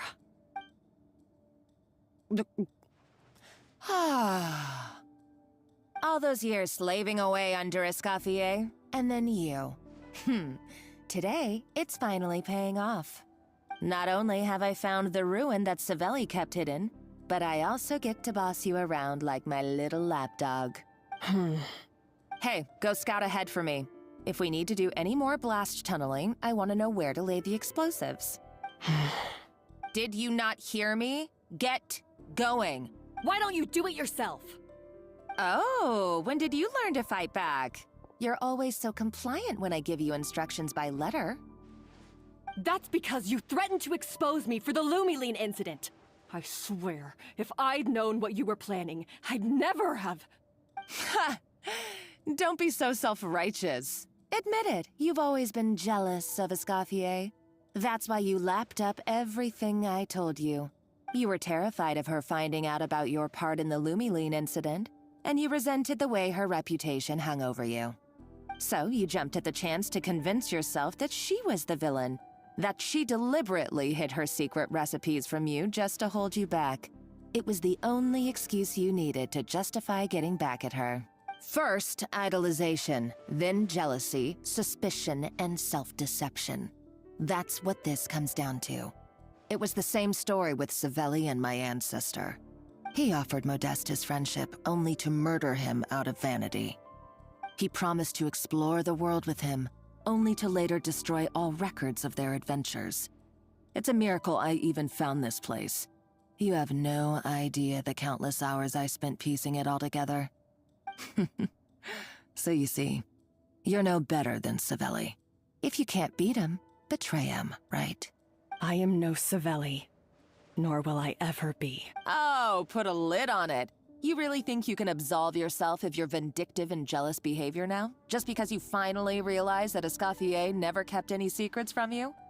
You didn't show any remorse when she left, or in the cooking contest. Why start now? You have no right to redemption. You're right. I don't deserve her forgiveness. But I am done being bullied into submission by you! Ooh, feisty. But you should watch your tone. Talking to me like that could get you in big trouble. I somehow doubt that. Since I poisoned both our water bottles. What? Ever since I learned the truth. I've been biding my time, waiting for this moment. You've played me like a fiddle for so long, and now this is payback! But you drank it too. It's what we both deserve. This is the price we must pay for betraying Escoffier. You'll die here with me, Monica! You.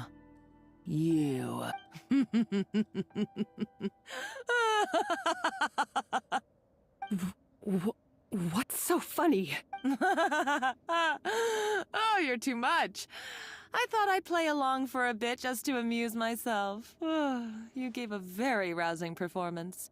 I saw your dumb plan a mile off. There's no poison in these bottles, just clean, fresh water. No. Revenge is a dish best served cold, you know? Did you really think your half-baked plot would fool me? You're a lousy chef, and you make a lousy villain, too. A complete waste of space. No wonder you never amounted to anything. Everything I ever did was a failure. And now, I failed again, for the last time.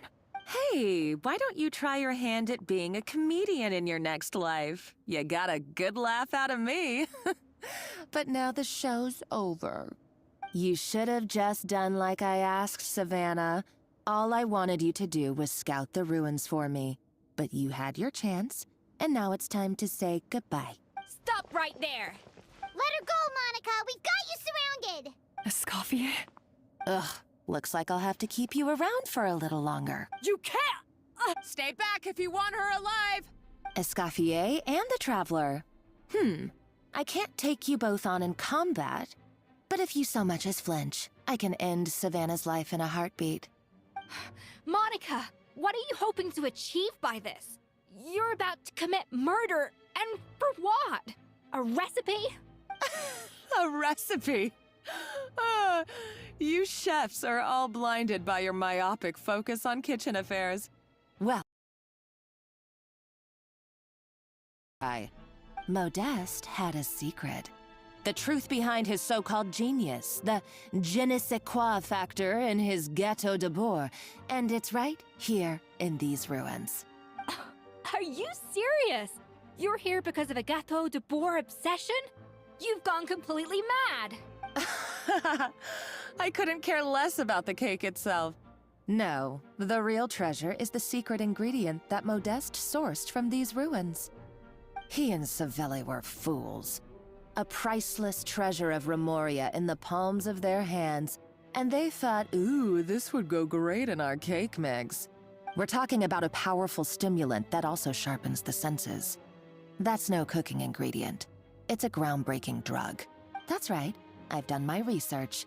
It was a drug that Remoria developed for their war machine. I could make a killing by selling it to the treasure hoarders or the Fatui. Will you listen to yourself? You're completely delusional. My eyes are wide open. Just wait till I get my hands on this treasure. You'll see what a fool you've been.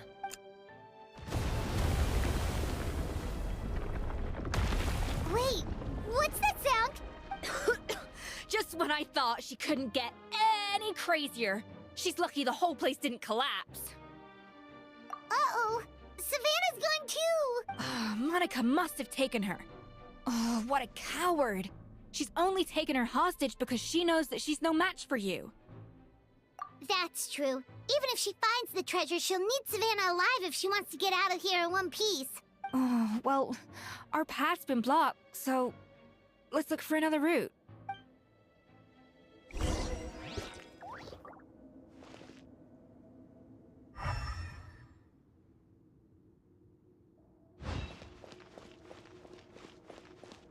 The water looks pretty deep here. Maybe it leads somewhere.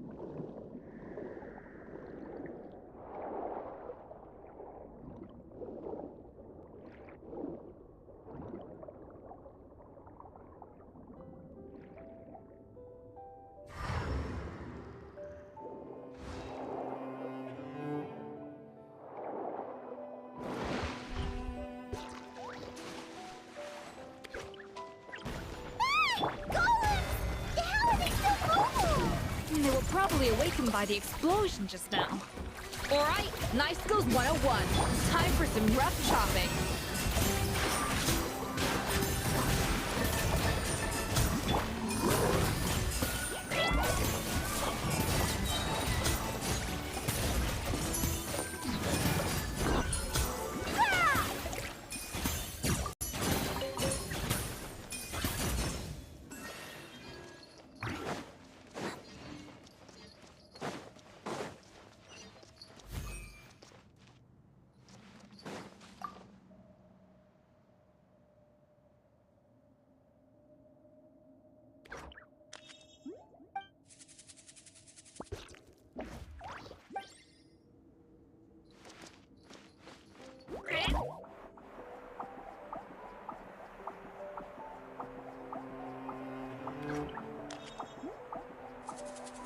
Another door? Guess we need to prepare another feast for our guests.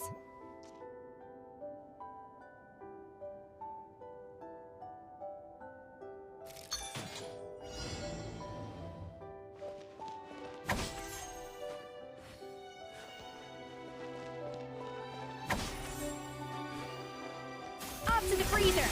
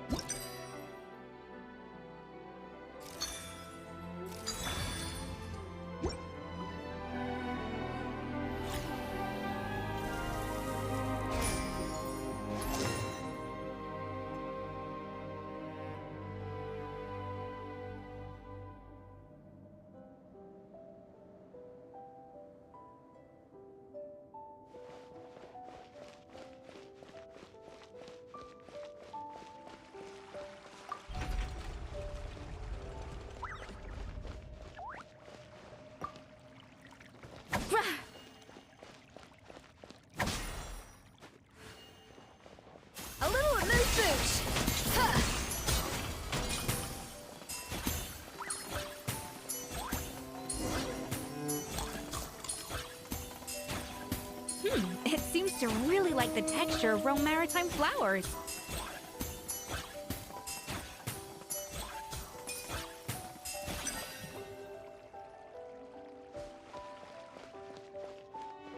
Off to the freezer!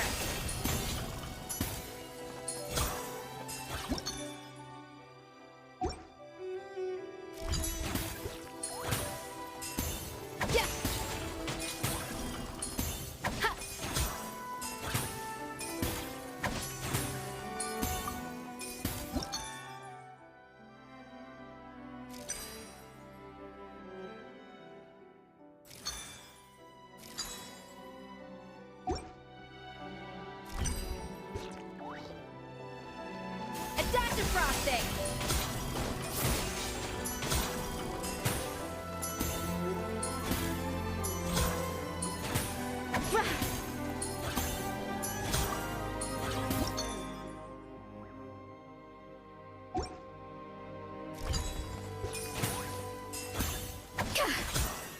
Yeah!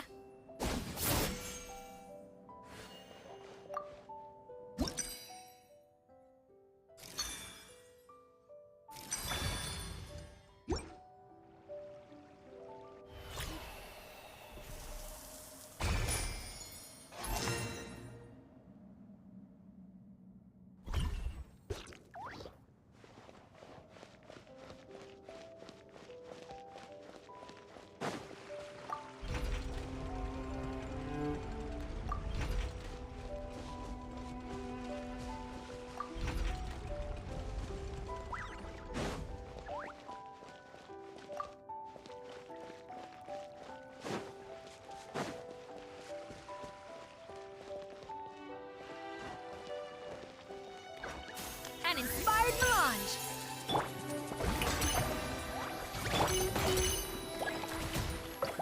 Here! All eyes on me!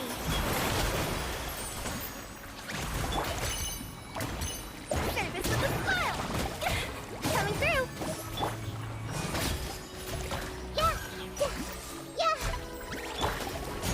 A little removed positions! Yeah! Yeah!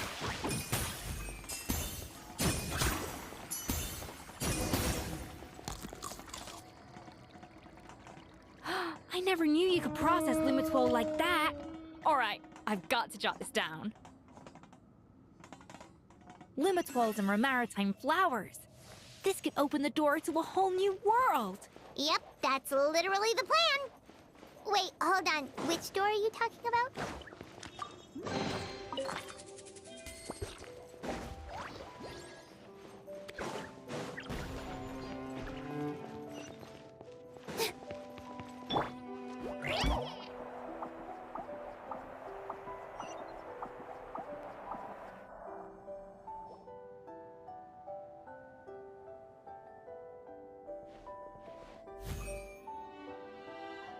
That's strange.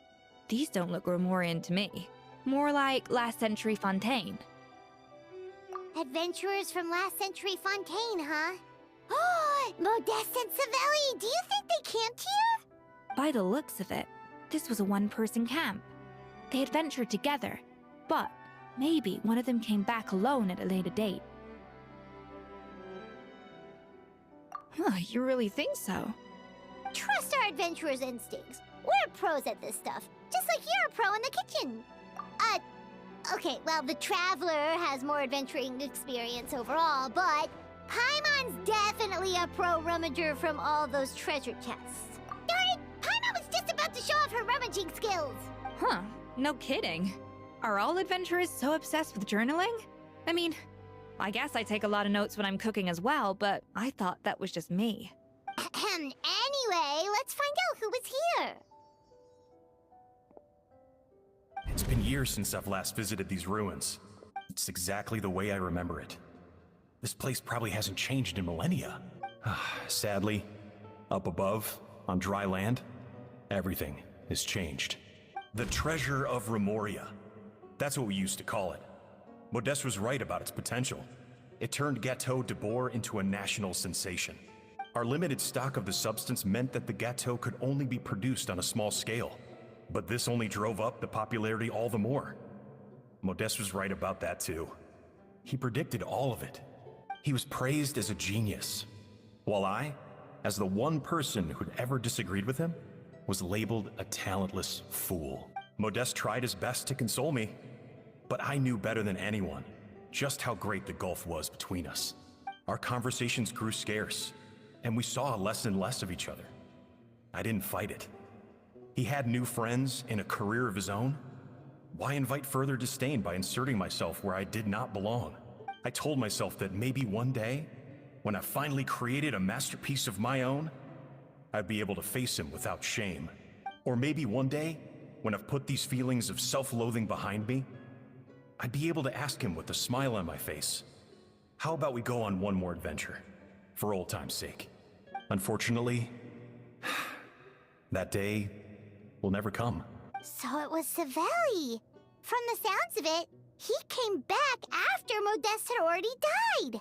I always thought it was just a legend. But if it's true, then this must be the place where they found their secret ingredient, the birthplace of Gateau de Bourg. In that case, what does that say about the death of Modeste? If it's all true, maybe Savelli really did have something to do with it. The taste of Gateau de Bourg has changed. Modeste was convinced of this, even though everyone swore they couldn't tell. Being the perfectionist that he was, he refused to accept even the slightest flaw in his work. He stopped all sales of the product, locked himself away in the kitchen, and worked day and night, vowing to find out where he had gone wrong. But as he baked and taste tested over and over again, he found he only strayed further and further from the original taste. It was only when he was sipping on coffee one day and realized he could not taste the bitterness that the truth finally dawned on him. What had changed was not the gâteau, but his sense of taste. The treasure of Remoria stimulates the senses, taste included, and invigorates the spirit. In the short term, it offers people the ultimate gourmet experience, but in the long term, it dulls their senses entirely. In hindsight, it made perfect sense. After all, why would a culture that sought liberation from the constraints of their bodies care for the loss of their senses? But we realized it too late. We were just too late. Over the course of his many culinary experiments, Modeste exhausted the remaining supply of the treasure of Remoria. He consumed it all himself. The finest culinary talent of his generation now faced a future in which he would never be able to taste anything ever again. Finally, in despair, he took his own life. And because we had become estranged, I could not be there to stop him, to offer some words of comfort, or even to say goodbye. Yet despite everything, he sent me his final letter. The treasure of Remoria? Guess Monica was really onto something. It really was a kind of drug. So, Modeste chose to end his own life. Then, why all the rumors that Savelli murdered him? Also, neither the Codex nor any other contemporary records make any mention of the treasure of Remoria. It's almost as if someone deliberately erased it from history. Modeste told me everything in his final letter. His was a tale of how even a genius could fail, and how much more devastating it is when it happens. Did he hope I would gain some personal catharsis from knowing the truth? Or maybe he wished for me to warn the public about the dangers of Gateau de Bourg, proving that I had been right all along. But if the public ever learned how Modeste's greatest triumph became his undoing, his fall from grace would be swift and merciless. 1 minute a genius, the next a joke. It would surely spell the end for his restaurant too. What would be his legacy then? How would future generations view everything we built together? I fear the scorn I have faced these last years would pale in comparison to the scorn shown to him by the history books. I cannot let that come to pass. I will do what I must to protect his name. It will mean tampering with his notes to remove the damning details, leaving mere fragments of our story behind. It may lead his family to suspect me of having a hand in his demise.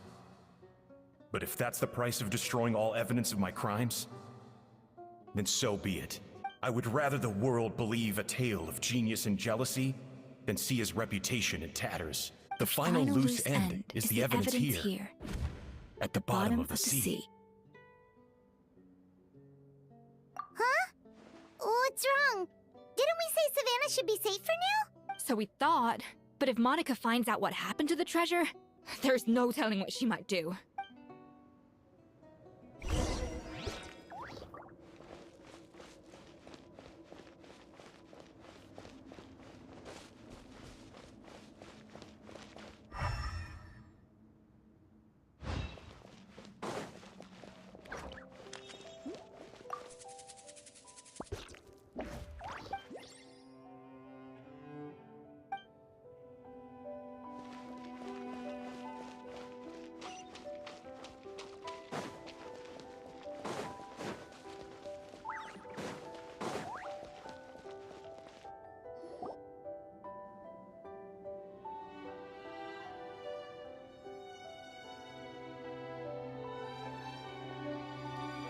The treasure of Remoria.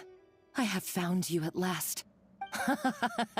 Savelli, you tried your best to bury the truth, but you underestimated the children of Modeste. Some fragments of his diary escaped your clutches, and we have held on to them for generations. But I have to thank you too, Savannah. Without your help retrieving the codex, and with it the last piece of the puzzle, I may never have found this place. But now, finally, the secret to Remoria's military might is within my grasp. The treasure of Remoria is mine! Oh, it's empty. It's empty? Monica? Oh, we were seconds too late. Escoffier? What's the deal with that jar? Savelli's final act! He wanted to conceal the secret of the treasure forevermore and make sure it would never harm anyone again. So he came here after his friend's death and destroyed every last shred that remained. This can't be happening. All the years I spent piecing together the truth. All my painstaking planning. All that for an empty jar. Monica, don't do anything stupid. This ruin is more dangerous than you realize. Oh, shut your pie hole! Praise be to Lord Remus. You barbarian shall be slain. She's a nutcase! A liability to herself and everyone else. Well, now it's up to us to clean up the mess she's made. Take these golems out!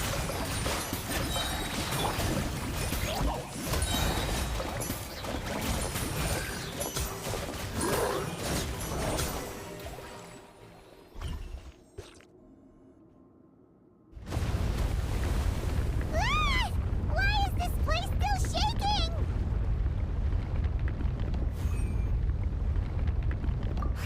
Either way, it's all her fault. Enough chit-chat. Let's get out of here, Traveler Escoffier, come on! Okay, I'm coming. Oh, no you don't. If I can't get what I want, neither will any of you. I've got nothing to show for my life's work so far. But if I can take another so-called genius down with me in my final moment, then it was all worth it. You're a psycho!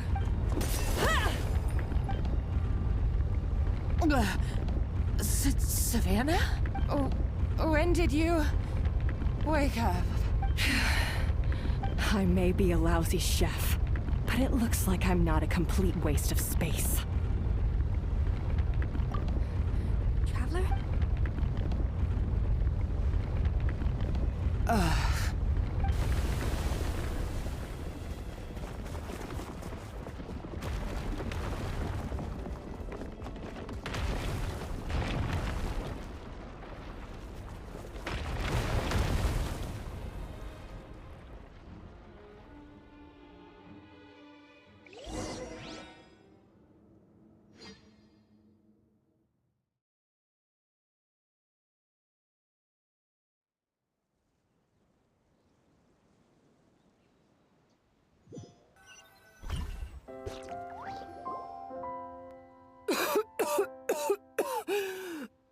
Escoffier!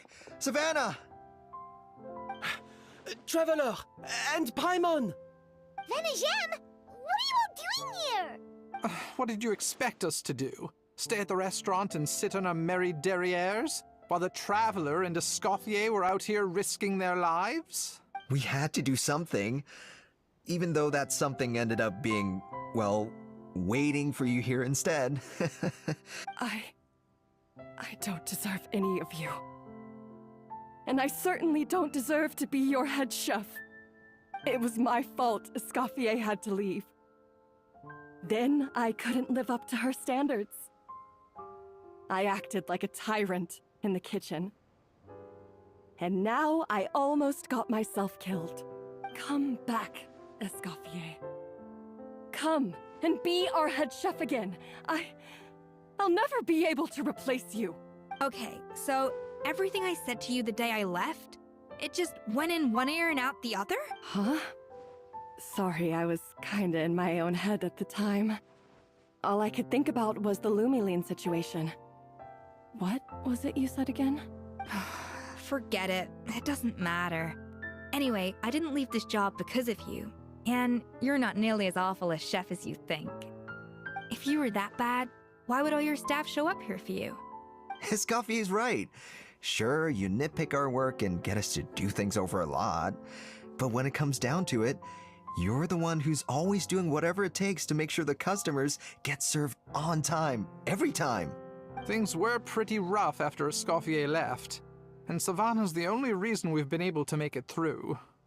Our customers know that Escoffier doesn't work for us anymore. But the fact is, they keep coming back. If that's not an endorsement of your work, I don't know what is. At the end of the day, we're all human, and we all make mistakes. All we can do is recognize where we get it wrong and do our best to improve. That's all that's humanly possible. No, I get what you're saying, but what I did to Fermont and to Escoffier, it's unforgivable. Well, about that, there's someone else here to see you, Chef. It's been a while, Chef Savannah. Fermont? I'm so sorry. I put far too much pressure on you, and the way I stubbornly refused to go and see you after you fell ill. There's no excuse. But I'm too late, aren't I? The damage is done. I heard that you can't even hold a kitchen knife anymore. Actually, I think I'm going to be just fine. Huh? We thought Firmin's problem was purely psychological in nature. But after the threat letter came to light, it got Firmin thinking. And then he remembered the tea that Monica used to give him every night. And as it turns out, she was lacing it with Lumiline the whole time. No way! Doesn't that cause nerve damage? It can. High doses pose a risk of serious nervous and sensory complications. But if you calculate the dosage carefully, you can control the extent of its effects. A small dose might simply make a person more emotional, whether that means more fragile or more hot-tempered. No wonder it seemed like you'd lost your edge. I asked my friends at the Fontaine Research Institute about it. They said that with the low dose I was taking, the risks are pretty small. They also fixed me up with some meds and said I should recover in no time. Well, that's what happens when you give someone a little bit of hope to cling on to. There's more. We believe that Firmin was likely not Monica's only victim. You mean she poisoned me too? Oh, so that's why Savannah's been so irritable this whole time! Let's not be too quick to blame everything on the Lumiline. That stuff can only amplify what's already there. So tasty food will seem like the most delicious thing in the world, while food you don't particularly care for will become utterly revolting. So you better make sure you reflect on your behavior and apologize to every single person you've wronged. I will. I'm sorry. There's still one question that's really bugging me. Why is it that no matter what I do, my Gâteau de Bourg never tastes the same as yours? Is it just... I mean, is it because you're a genius and I'm not? It's because the heating element in your oven is broken, you silly goose. What? I felt like something was off during the cooking contest. Once I got around to checking all the equipment, I noticed it right away. There was a half-degree discrepancy between the temperature setting and the actual temperature. All the ovens in the whole kitchen had the same problem, which confused me at the time, but by this point, it's pretty obvious that Monica must have tampered with them. I would have figured it out the day of the bake-off, since the issue affected both our teams. But of course, Monica sabotaged mine so that could never happen. No. I spent so long trying to find out where I was going wrong, and then you pinpoint the problem in just one night? It all comes back to one simple, undeniable truth. You're a genius. And I'm just plain old Savannah. Oh, cut it out! Stop the woe is me act for a second and just think. I came up with this recipe. You don't think that might have something to do with it? Do you know how long I spent perfecting my gâteau de bois? 3 years! 3 whole years! I know this dish inside out, back to front and upside down. And you've been head chef now for what, 6 months? If that? A couple hundred failed attempts, and you're gonna throw in the kitchen towel and declare you'll never be successful because you're not a genius. You clearly have no idea how many kitchen failures I've had under my belt, or just how long it took me to finally get my recipe to a level I was satisfied with. Genius or not, everyone makes mistakes. Modeste did, Savelli did, everyone does. You're only a lousy chef if you don't face up to your mistakes, learn from them, and then keep chipping away until you crack the problem once and for all. Surely you haven't forgotten all that. You were no lousy chef back when I handed you the reins. I haven't forgotten. And I'll make sure I never do.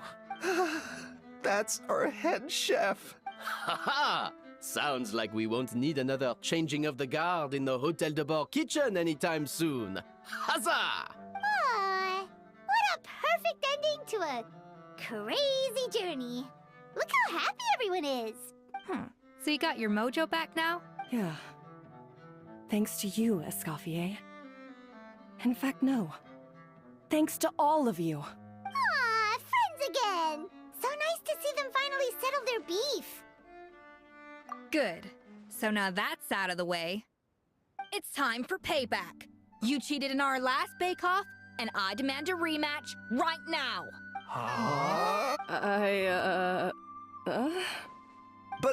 But that was mostly Monica's fault, wasn't it? Right. And also, does it have to be right now? Savannah's only just got her mojo back, and you barely escaped from a death trap. No excuses.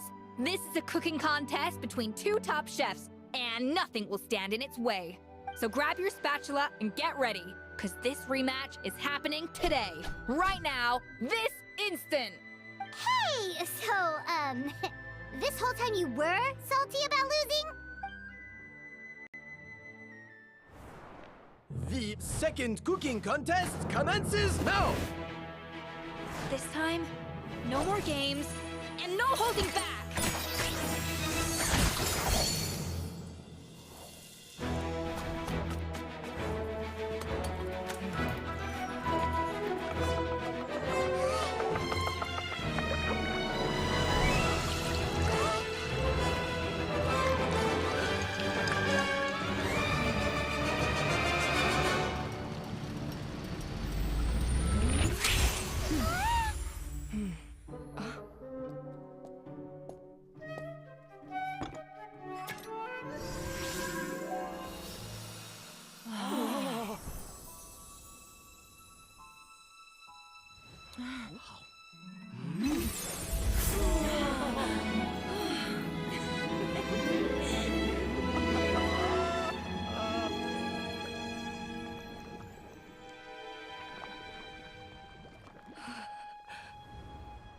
I feel like I don't have the right to be here.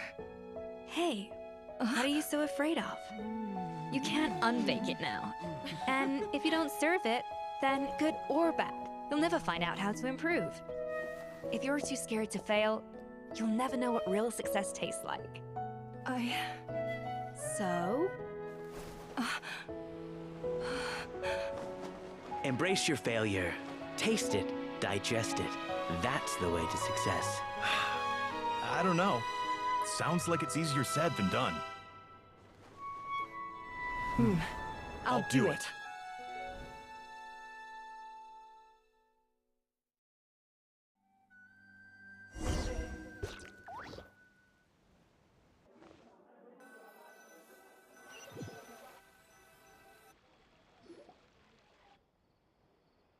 The results are in! A landslide victory for Escoffier! Quite rightly, too. Piece of cake.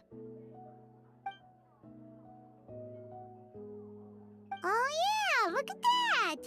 Savannah looks pretty chipper too, considering she lost.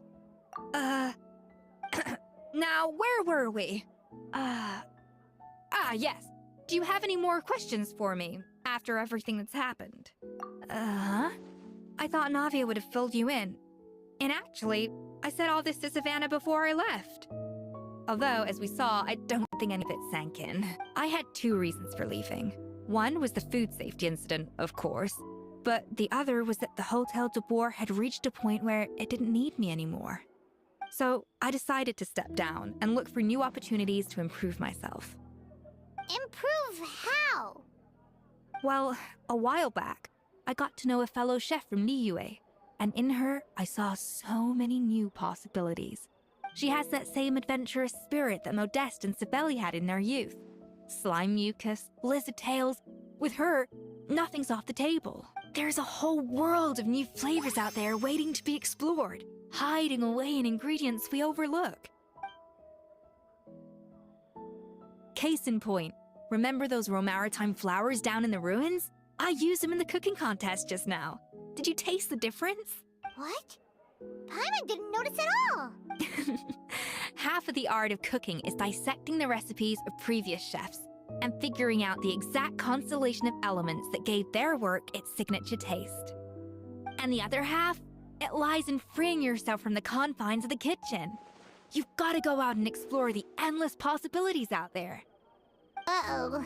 Paimon's suddenly not sure she wants to try your cooking anymore.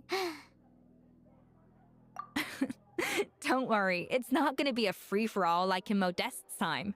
Before I put anything into my food, I'll obviously do my research, make sure it doesn't contain any harmful substances. In the meantime, take this. It's a recipe for Petit Gâteau de Boer, revised version. I tweaked it to suit your needs as busy adventurers. Hope you enjoy, and remember, feedback is always welcome. All right! So, do you ever see yourself returning to Hotel de Boer?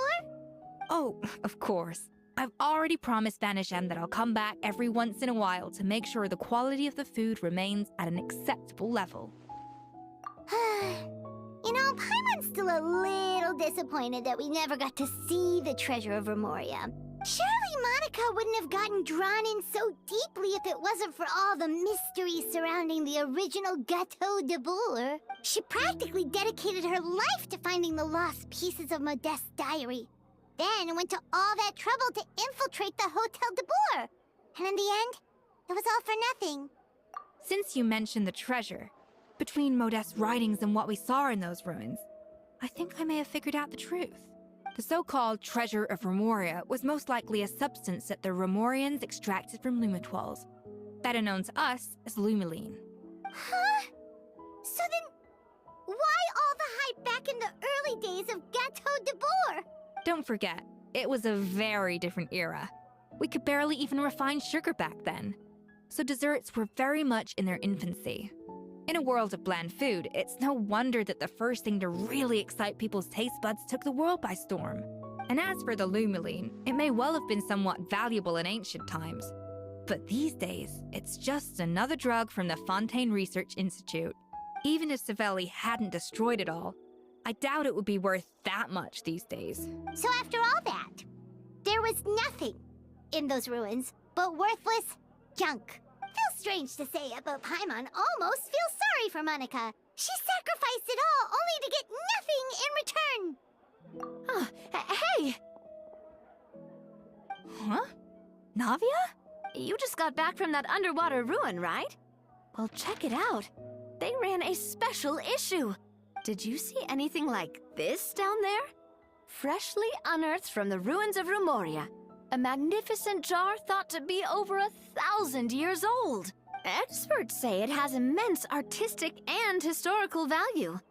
It could be worth an absolute fortune. Wait! Isn't that the jar they used to hold the treasure? If only it was still in one piece. Some butterfingers must have dropped it or something. Ugh, it's such a shame.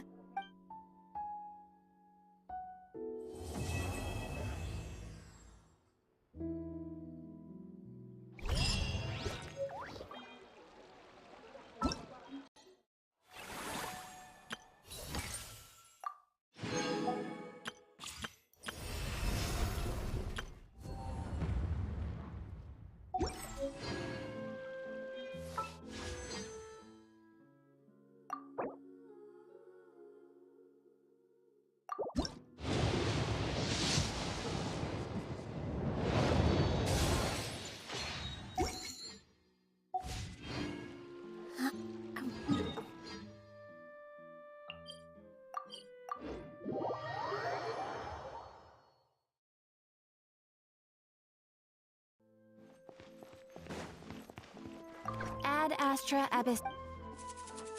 Thank you for completing. Ad Astra.